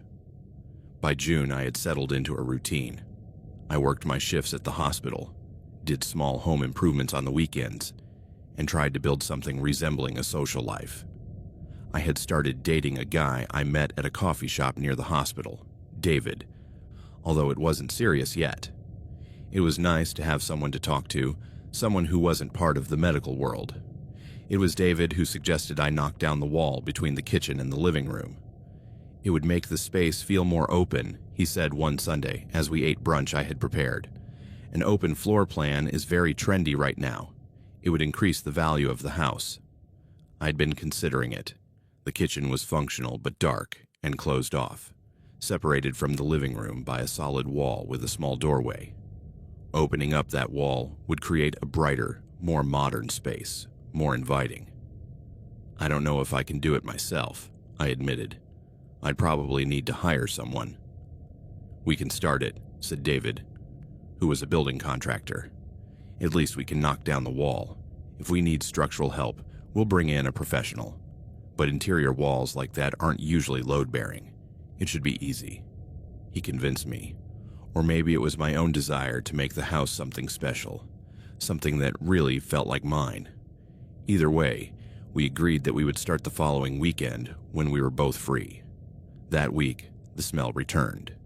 Stronger this time, impossible to ignore. I came home from work on a Thursday night, and the smell hit me as soon as I opened the front door. That sweet, cloying, rotten smell that turned my stomach. I searched the entire house, checking every room, every corner. Nothing. There was no rotten food, no forgotten trash, nothing that could explain the smell.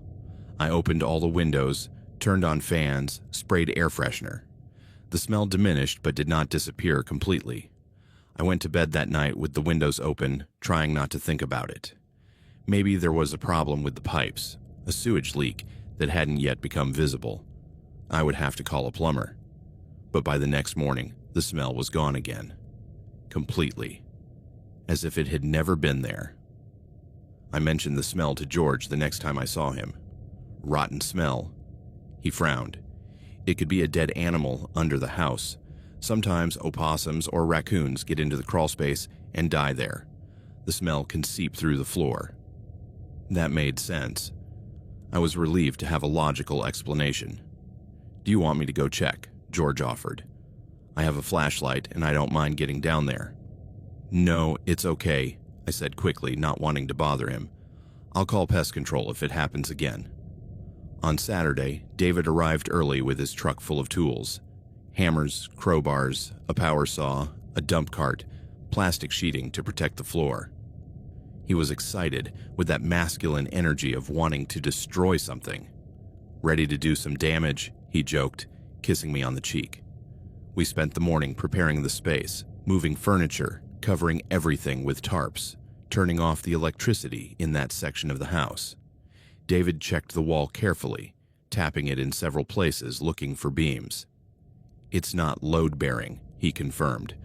"We can knock it down without any problem. We just have to be careful with the electrical wiring and make sure we don't hit any pipes." He started by making a small hole with a hammer and chisel, just to see what was inside the wall.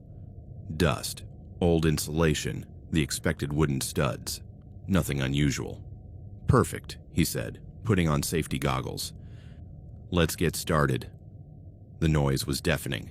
David used the electric saw to cut sections of the drywall. Then we used hammers and pry bars to tear out the pieces. Dust filled the air, making it difficult to breathe even with the masks we had put on. My arms burned from the effort of tearing off the drywall and tossing it into the wheelbarrow. We worked for hours, taking a break only for a quick lunch. By mid-afternoon, we had removed most of the drywall from one side of the wall, revealing the wooden studs behind it. David was sweating, smiling, clearly enjoying the physical work. "Once we get the studs out, we'll be done," he said, wiping his forehead. "Then we just need to clean up and probably install a joist to make sure the ceiling is properly supported." He started working on the studs, sawing and prying. I was behind him, picking up the pieces of wood and carrying them to the wheelbarrow. And then it happened. David had removed 2 of the vertical posts and was working on the 3rd when he suddenly stopped. He dropped the saw and took a step back, his expression changing from concentration to confusion. "What's wrong?" I asked. He didn't answer right away. He just stared at the wall, his face pale even through the layer of dust covering it. "David, what?" Then I smelled it. That smell. The sweet, rotten smell that had been coming and going for weeks. But this time it was stronger. Much stronger. So intense that it made me gag. "Ellie," David said in a shaky voice, "I think you should see this." I approached, covering my nose and mouth with my shirt. David pointed his flashlight into the dark space inside the wall where he had removed the studs. At first, I didn't understand what I was seeing. There was something there. Something big and dark, pressed against the inside of the wall on the other side. It looked like fabric, maybe an old garbage bag or insulation material. "There's something there," David said unnecessarily. "Something big." The smell was unbearable now. I knew what it was even before my brain fully processed what my eyes were seeing. That smell was unmistakable to anyone who had ever worked in a hospital, especially in the morgue during rotation. It was the smell of death. I think it's an animal," I said, my voice sounding weak even to me. A dead animal. George said they sometimes get into the walls and... Ellie, David interrupted me, his voice barely a whisper. That's not an animal. He pulled out more pieces of drywall with trembling hands, enlarging the hole, letting in more light, and with each piece he removed, the image became clearer. It wasn't fabric. It wasn't insulation. It was clothing, decayed clothing covering something underneath. And then I saw the hand, not a paw. A human hand, or what was left of it. Withered skin, darkened like leather. Curled fingers. I staggered backward, tripping over the wheelbarrow, falling on my butt in the dusty floor. My mind refused to accept what I was seeing. David had gone completely still, the flashlight still pointing at the wall. I could hear his breathing, rapid and shallow. "We have to call the police," I said. Or maybe I said it in my head. I'm not sure. David didn't respond. He was in a trance, staring intently into the wall. Slowly, with careful movements, he removed another piece of drywall. "David, stop," I said, finding my voice. "Stop. We need to call the police now." But it was too late. He had already seen. Inside the wall, packed into the space between the studs, wrapped in black plastic and duct tape, was a body. A complete human body. Or what was left of it after God knows how long. And next to it, further down, partially hidden by the insulation, were more dark lumps. More bodies. My vision narrowed. The world tilted. I heard David say my name, felt his hands on my shoulders, but it all seemed to be happening far away. And then, before I could stop myself, I threw up my entire lunch on my living room floor. I don't remember the next few minutes clearly. It's all a blur of panic and nausea. David helped me up, carried me out of the house, sat me down on the front porch steps. The fresh air helped a little, but I could still smell that smell, etched into my nostrils, impossible to escape. David was on the phone, his voice reaching me in fragments. "Emergency. Bodies. On the wall. Yes, human. Please hurry." Neighbors began to come out of their houses, drawn by the commotion. I saw George crossing his yard, looking worried. Mrs. Morrison was on her porch with her children, shielding their eyes as she looked over at us. The sirens arrived surprisingly quickly. First one patrol car, then another, then an ambulance, even though no one needed medical attention, then more cars. In a matter of minutes, my quiet street had been transformed into an active crime scene. A police officer, a burly man with a gray mustache, approached us. His badge read Sergeant Kowalski. "Who found the bodies?" he asked, pulling out a notebook. "Both of us," David replied, his voice firmer than mine would have been. "We were demolishing an interior wall. We found them inside." Kowalski asked more questions, took our names and phone numbers, and called for more units. Soon, my house was cordoned off with yellow tape. Detectives arrived, followed by crime scene technicians with their silver kits. Then the medical examiner. They made me wait outside for hours while they processed the scene. David stayed with me, holding my hand, not saying much. What could he say? There were no words for this. I watched them go in and out of my house, carrying equipment, taking photos, documenting everything. The sun began to set, the lights of the patrol cars illuminating the street in flashing reds and blues. More neighbors had gathered, kept at a distance by the police cordon, murmuring among themselves, speculating. Finally, when it was completely dark, a detective approached us. She was a woman in her 40s, with brown hair pulled back in a tight ponytail, tired but kind eyes. Her badge read, Detective Angela Chester. "Miss," she consulted her notebook. "Stevens, I'm Detective Chester. I'm sorry you have to go through this." She asked if we could talk inside one of the patrol cars, where we would have more privacy. David asked if he could come with me, but Chester asked him to wait, saying she would talk to him later. Inside the patrol car, Chester had me sit in the back seat while she sat in the front, facing me. "Tell me what happened today," she said. "From the beginning." I told her everything. The decision to remodel, David helping me, the process of tearing down the wall, the discovery. "Have you noticed anything unusual since you moved into the house?" Chester asked. I hesitated then, told her about the smell that came and went, the boxes in the basement that seemed to move, the door that wouldn't stay closed. As I said it out loud, it sounded like nothing, like normal things that happen in old houses. Chester took notes carefully. "How long have you lived here?" 2 months. I moved in at the end of April. "And you bought the house from—" He consulted his notes. "Donna and Richard Hartwell." "Yes, through a real estate agent, Patricia." "I don't remember her last name. It's in the paperwork."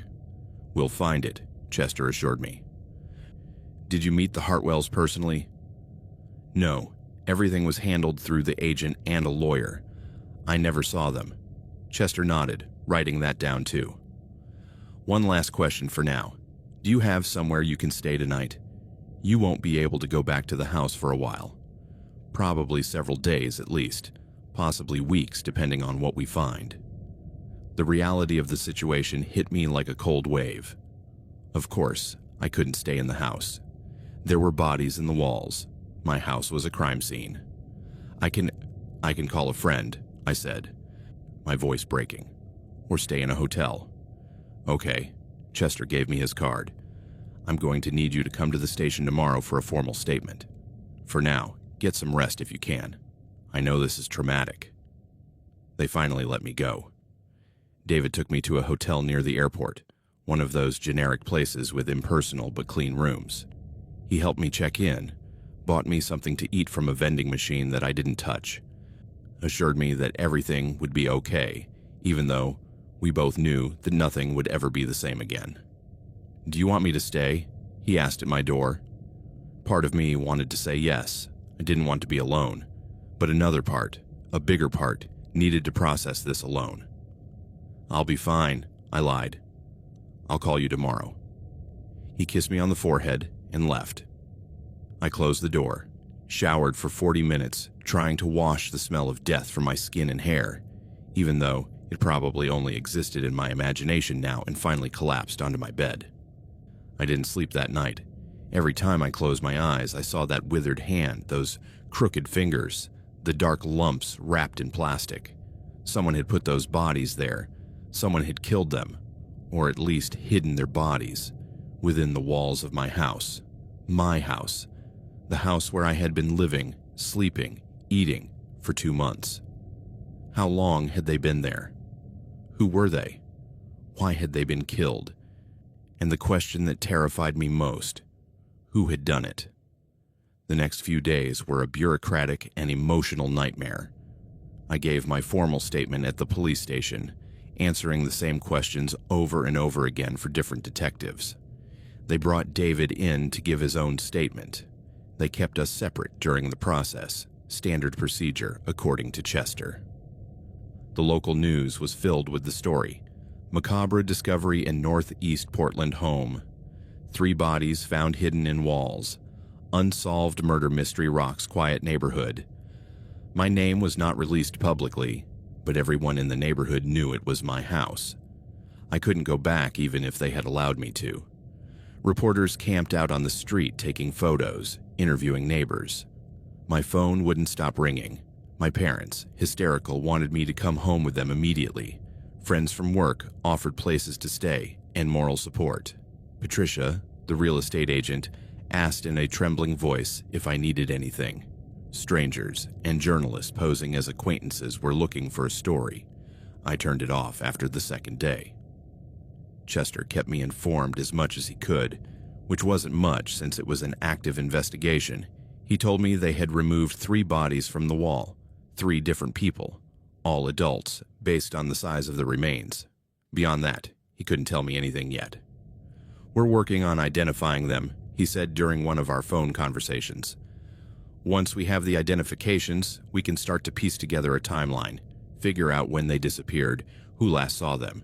It's a slow process." "What about the previous owners?" I asked. "The Hartwells? We're trying to track them down." Chester's voice was careful. "They haven't been very cooperative so far." Which meant they were hiding, I assumed. I stayed in hotels for the first week, moving my few belongings from place to place. It was too expensive to maintain long term. so I finally found an Airbnb I could rent by the month. It was a small studio apartment in a basement in Southeast Portland. Dark and depressing, but affordable. I tried to go back to work, but it was impossible to concentrate. My hands shook when I took blood samples. I was distracted during rounds. Finally, my supervisor gently suggested I take a temporary leave of absence. I did, grateful not to have to pretend I was okay. David tried to stay in touch, but I pushed him away. It wasn't fair to him, I knew, but I couldn't handle it. I couldn't handle his compassion, his desire to help. I just wanted to be alone with my horror. I spent my days in the Airbnb apartment watching Netflix without really watching anything, reading the news obsessively for updates on the case. Online forums were full of speculation, serial killers, human trafficking, some kind of satanic cult, people fascinated by the morbid, treating my nightmare as entertainment. 2 weeks after the discovery, Chester called me with an update. "We've identified the victims," he said. "Can you come to the station? There are a few things I need to show you." I went that same afternoon. Chester took me to a conference room where photos and documents were scattered on a table. All three were men, Chester began, pointing to the photos. They were ID photos, people alive and smiling with no idea they would end up as corpses hidden in a wall. This is James Porter, 42 years old, reported missing 8 years ago. He worked in construction. This is Martin Kowalski, 38 years old. No relation to Sergeant Kowalski, whom you met on your first day, he added quickly. Reported missing 6 years ago. He was a plumber. And this is Timothy Zhao, 35 years old. Reported missing 4 years ago. He also worked in construction. I studied the photos. 3 men who had nothing in common apparently except their professions related to remodeling and the fact that they had all ended up in the walls of my house. "There's something else," Chester said, his voice lowering. "Something we haven't revealed publicly yet." I braced myself, not knowing what to expect now. "All 3 are missing their left arms," Chester said, "cut off at the shoulder, cleanly, with some kind of tool, probably a saw." The room tilted. I grabbed the edge of the table to steady myself. "Why?" I whispered. "Why would they cut off their arms?" "That's the question we're trying to answer." Chester sat heavily in a chair. "It could be a signature, a ritual, something the killer does for reasons that only make sense to him. Or it could be practical, some reason we don't yet understand." "Do you have any suspects?" Chester hesitated. "We're looking at the Hartwells very closely, but we haven't been able to locate them for questioning yet. They left Portland right after selling the house. Their lawyer says they moved abroad, but he won't cooperate beyond that." "What about the owners before them?"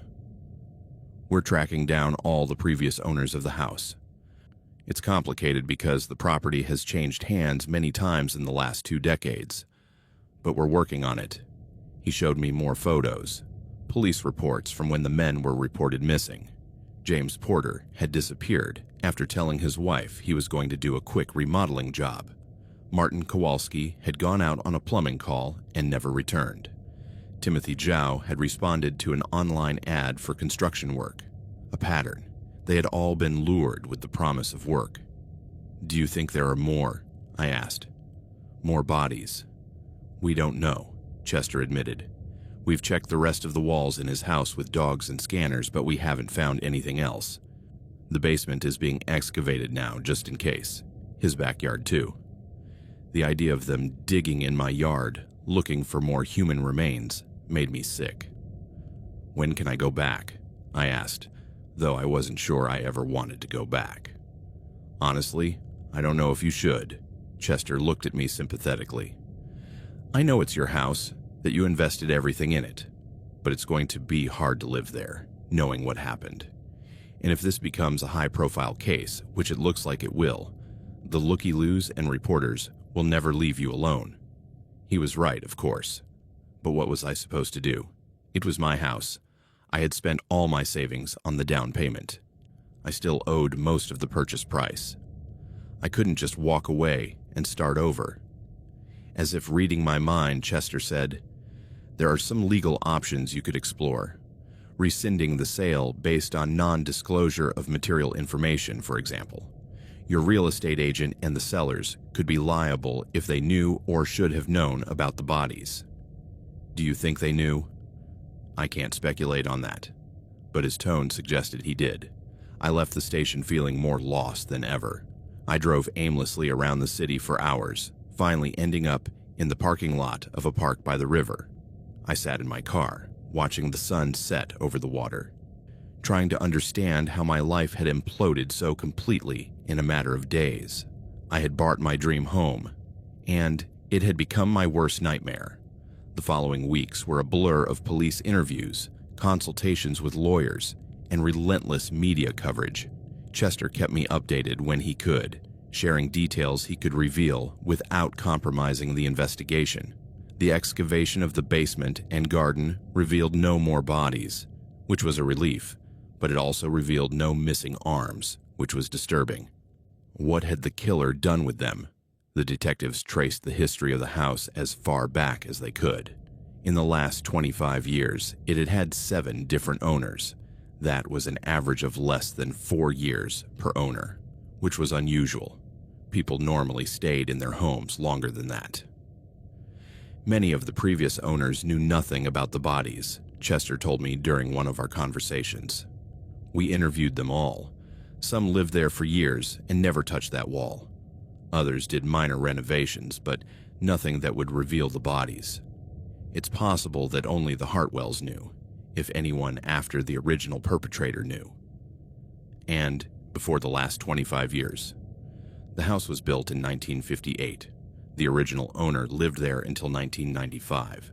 When he died of natural causes, his heirs sold it. We're investigating whether any of these missing men could have done remodeling work for the original owner or the first subsequent owners. It was like putting together a puzzle with most of the pieces missing. Each answer raised more questions. The forensic analysis of the bodies provided some gruesome details. All 3 men had been strangled before their arms were cut off, a small consolation at least. They had not been tortured while alive. The amputation occurred post-mortem, performed with professional, almost surgical precision. Whoever did this had knowledge of anatomy, Chester explained, or experience with butchery, cutting up meat. The cuts were clean, precise. It wasn't a frantic, violent thing. It was deliberate. That haunted me. The idea of someone meticulously cutting off an arm from a corpse without emotion, just doing it. Why? What possible reason could there be? Theories abounded. Some psychological profiles suggested the killer was collecting trophies. Others thought there might be some symbolism, some ritualistic meaning that only made sense to the killer's sick mind. Some even speculated about a black market for organs, although that didn't explain why only the arm had been taken. David kept trying to stay in touch, but eventually I had to tell him I needed space. It was a painful conversation. It wasn't his fault, none of this was, but every time I saw him, I remembered that moment of discovery. His face when he saw the hand, the smell, it all came back. I understand, he said, though I could see he was hurt. When you're ready, if you're ever ready, call me. My parents flew in from the East Coast to visit me. They begged me to come home with them, to leave all this behind, to start over. But how could I? My whole life was in Portland, my career, my friends, and yes, my home, as cursed as it was now. You can't stay here, Ellie, my mother said, tears in her eyes. It's not safe. What if whoever did this is still around? It was a valid concern. Chester had admitted that, without identifying the killer, there was no way to know if he still posed a threat. He could be dead. He could be in prison for other crimes. Or he could be walking free on the streets of Portland, blending in with the population. That thought kept me awake at night. What if I had seen him? What if I had bought coffee from him, or been in the elevator with him, or passed him on the street? What if he knew who I was, where I was living now? I began to look at everyone with suspicion. Men on the street, the cashier at the supermarket, The Uber driver. Could any of them be him? Did they have the hands of a killer? My therapist, whom I had started seeing twice a week, told me this was normal PTSD. Trauma. My brain trying to protect me by seeing threats everywhere. You have to find a way to regain a sense of security, he said.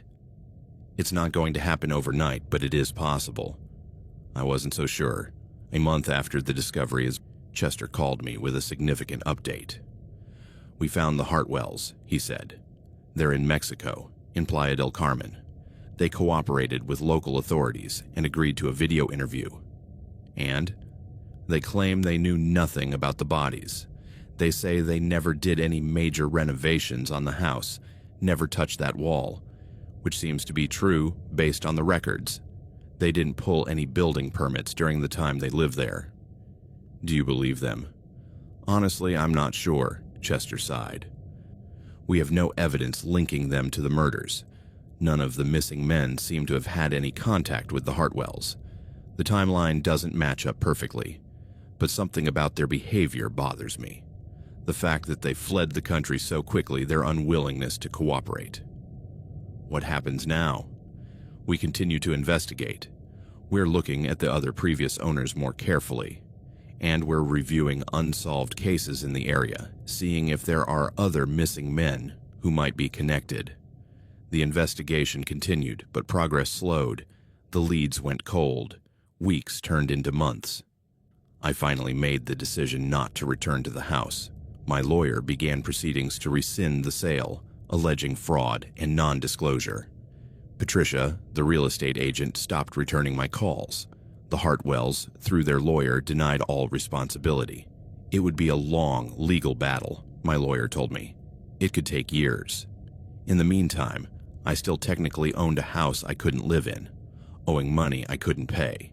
My life was in ruins, and the person responsible was still at large.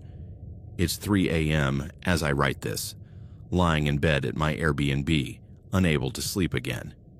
It has been almost 5 months since David and I found those bodies.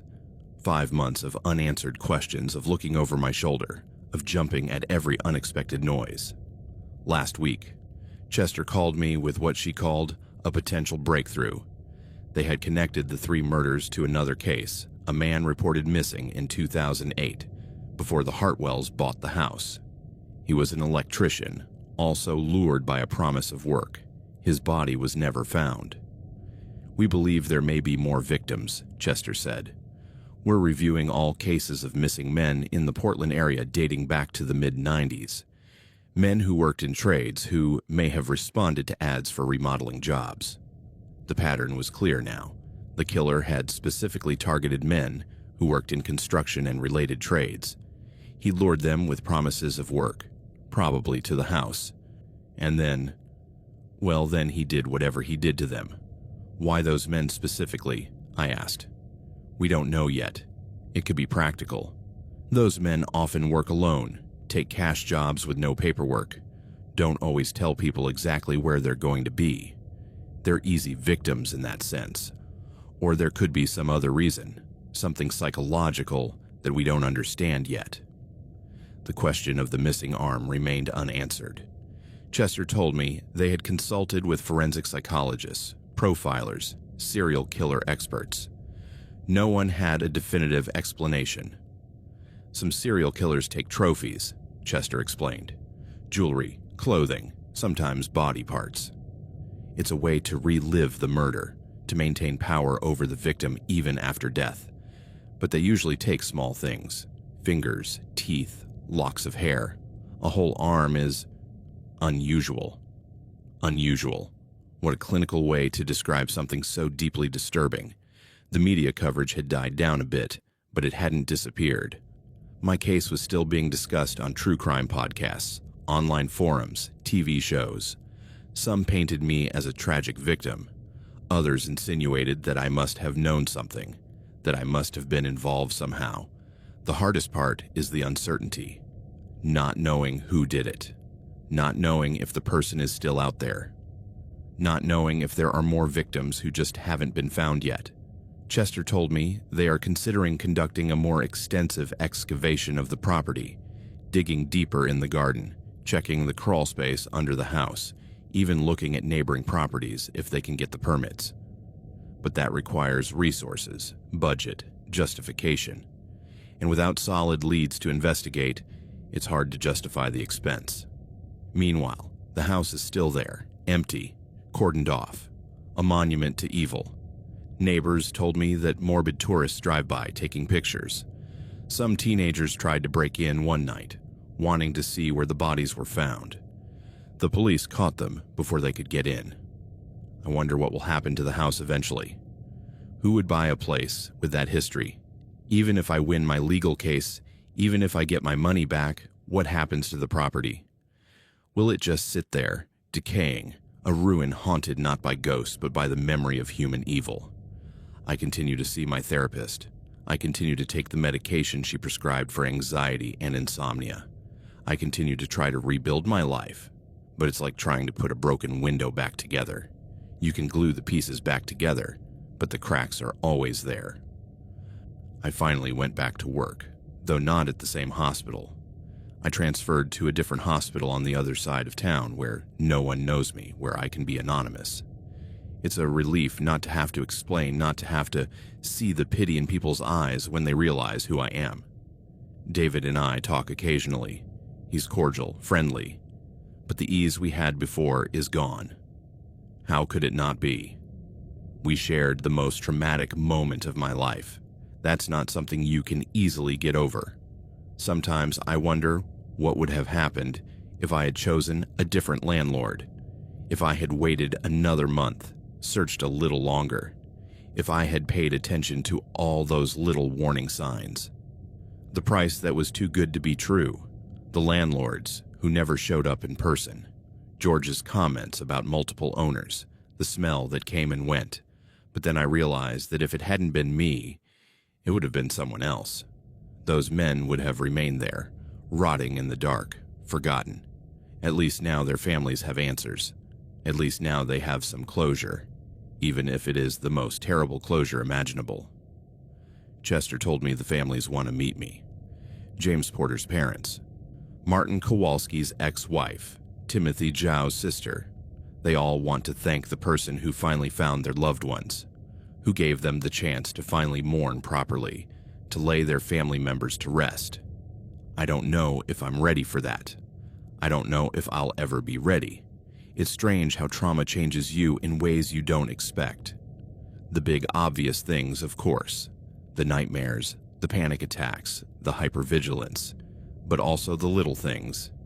I can't watch true crime shows anymore. I used to love them. The suspense, the mystery, the satisfaction of a case solved. Now they make me feel physically, violently sick. I can't stand certain smells. Anything sweet and slightly rotten makes me gag. I stopped eating certain fruit because the smell when it starts to go bad reminds me of that day.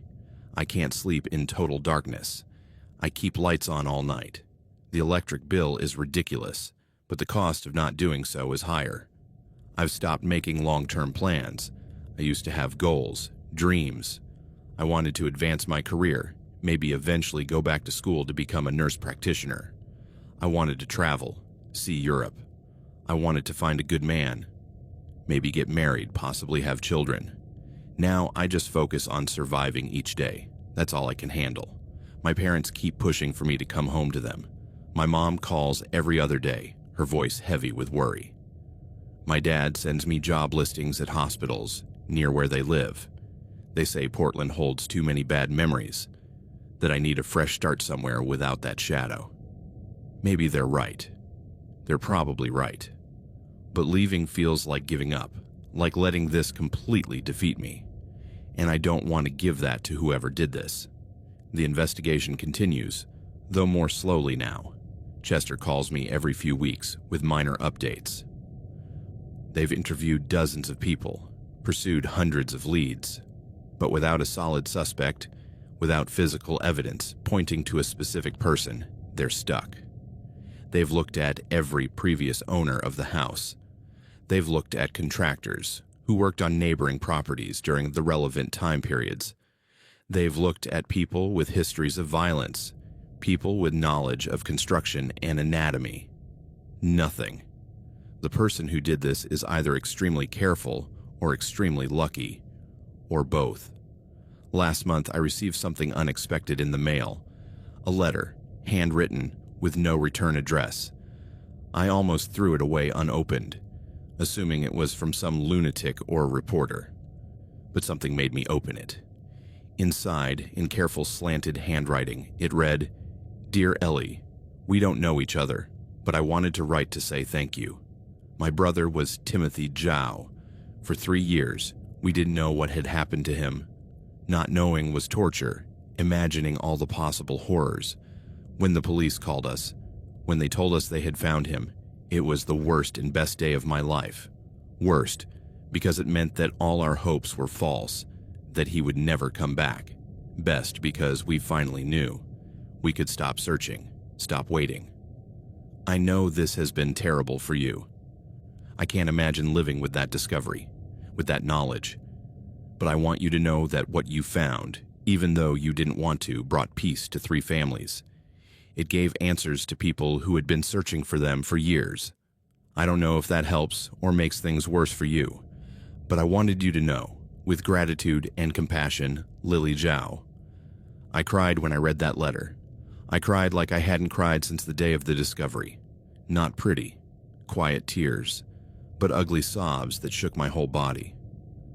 Because she was right. I had helped, in the most horrible and unintended way possible. Those men could have been on that wall forever. Their families could have spent the rest of their lives wondering. It doesn't make it worth it, not even close. But it's something. A small light in the darkness. I kept the letter. I read it sometimes, when things feel especially dark. It reminds me that even in the worst circumstances, even when everything feels meaningless, our actions matter, even the unintentional ones. Today is October. 8 months since I moved into that house, 6 months since the discovery. Half a year living in this limbo, unable to move forward, but unable to go back. Chester called me this morning. They have a new lead, someone who lived in the house briefly in the late 90s. A man named Ronald Kessler, who worked as a remodeling contractor at the time. He lived in the house for only 8 months before suddenly selling it and moving to California. "We're trying to track him down now," Chester said. "It's a long shot, but it's something. It's always something.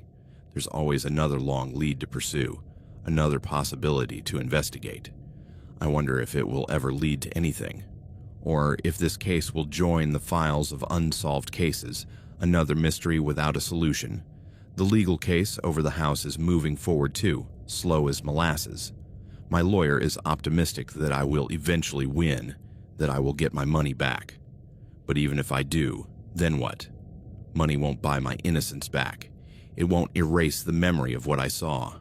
Sometimes I think about the 3 men, James, Martin, Timothy. I think about their last moments. Did they know what was coming? Did they have time to be afraid? Did they think about their families? And I think about their arms. Wherever they are, whatever the killer did with them. Did he keep them as trophies? Did he bury them somewhere else? Did he burn them, throw them in the river, destroy them in some way so they would never be found? These are the questions that keep me awake at night. Chester told me that I will eventually have to testify if someone is caught.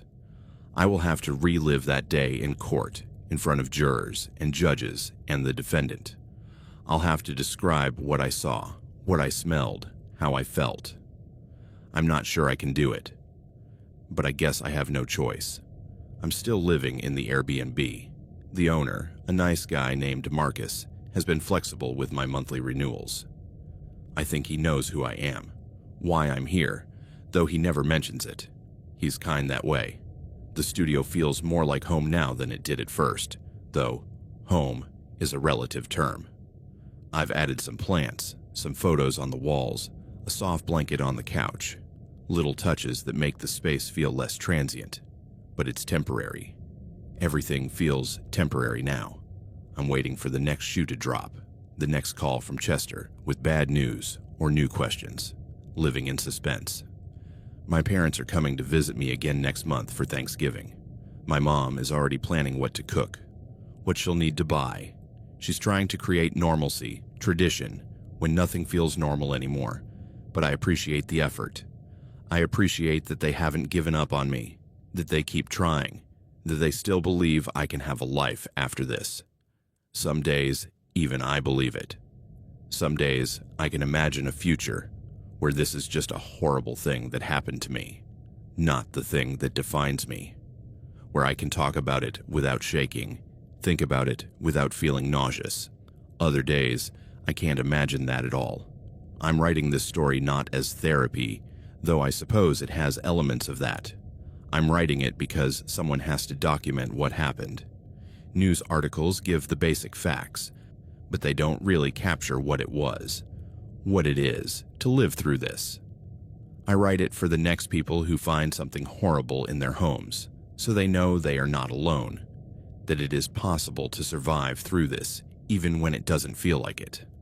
I write it for James, Martin, and Timothy, whose lives were brutally cut short, whose deaths were hidden as shameful secrets within the walls.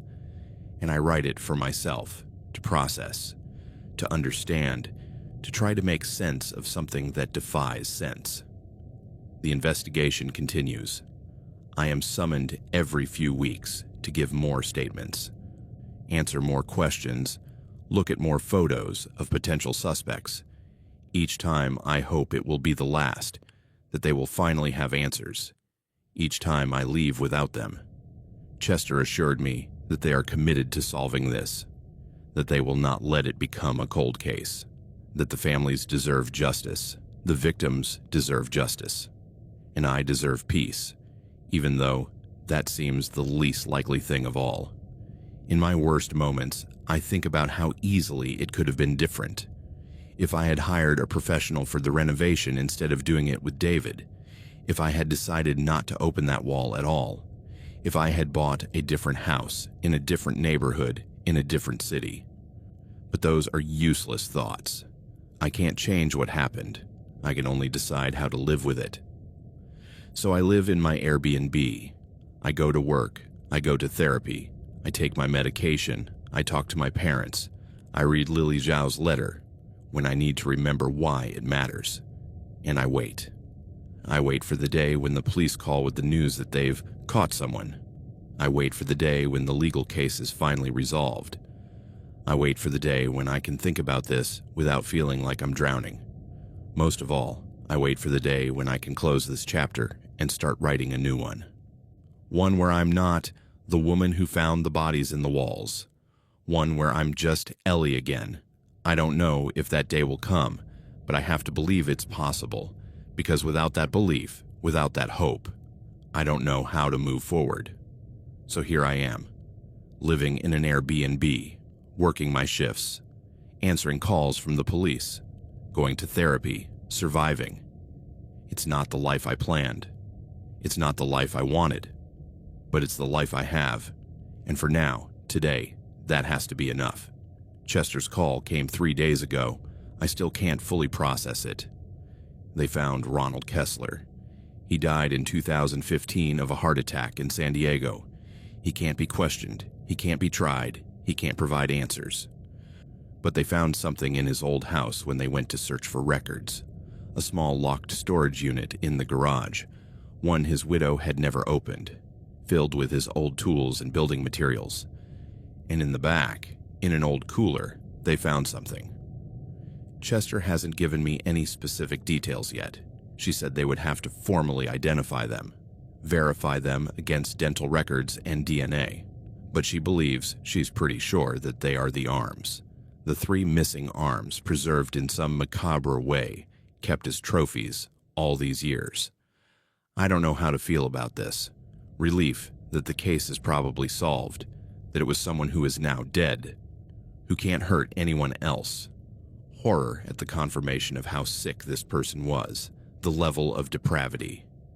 Anger that he died before he could be brought to justice, that he will never be able to answer for what he did.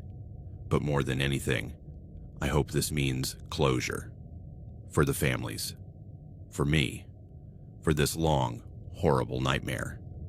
Chester said he will have more information in the coming weeks, that there will likely be a press conference, a public announcement, that I will need to prepare for another wave of media attention. But after that, hopefully it can finally be over. The case can be closed, the families can have proper funerals, and I can start figuring out how to live a life that doesn't revolve around this horror. I don't know what's next for me. Whether I'll stay in Portland or move away, whether I'll continue to be a nurse or try something completely different, whether I'll ever trust someone enough to have a relationship again. But for the first time in months, I feel like there's a path forward. Not a clear one, not an easy one, but a path nonetheless. I'm writing this from the same basement studio where I've been living for 6 months. Tomorrow, I'll go to the police station for my final formal statement. The day after tomorrow, I have a session with my therapist where we'll process all of this. And someday, not now, but someday, I'll write a different ending to this story. One where I not only survive, but thrive, where I find joy and purpose again, where this is just one chapter in a much longer life, not the whole story. For now, this is where I am, living in an Airbnb, working my shifts, waiting for answers, waiting for peace, waiting for the day when I can close this file, this story, this nightmare, and finally move on. I don't know when that day will be, but it will come. It has to. Because the alternative, living forever in this shadow, is unthinkable. So I keep going, one day at a time, one moment at a time. It's all I can do. It's all any of us can do when faced with the unfathomable darkness of human evil. Survive, persist, wait for the light, and someday find it again. The investigation into the Kessler-Fremont Street case remains technically open while additional evidence is gathered and final forensic identifications are completed.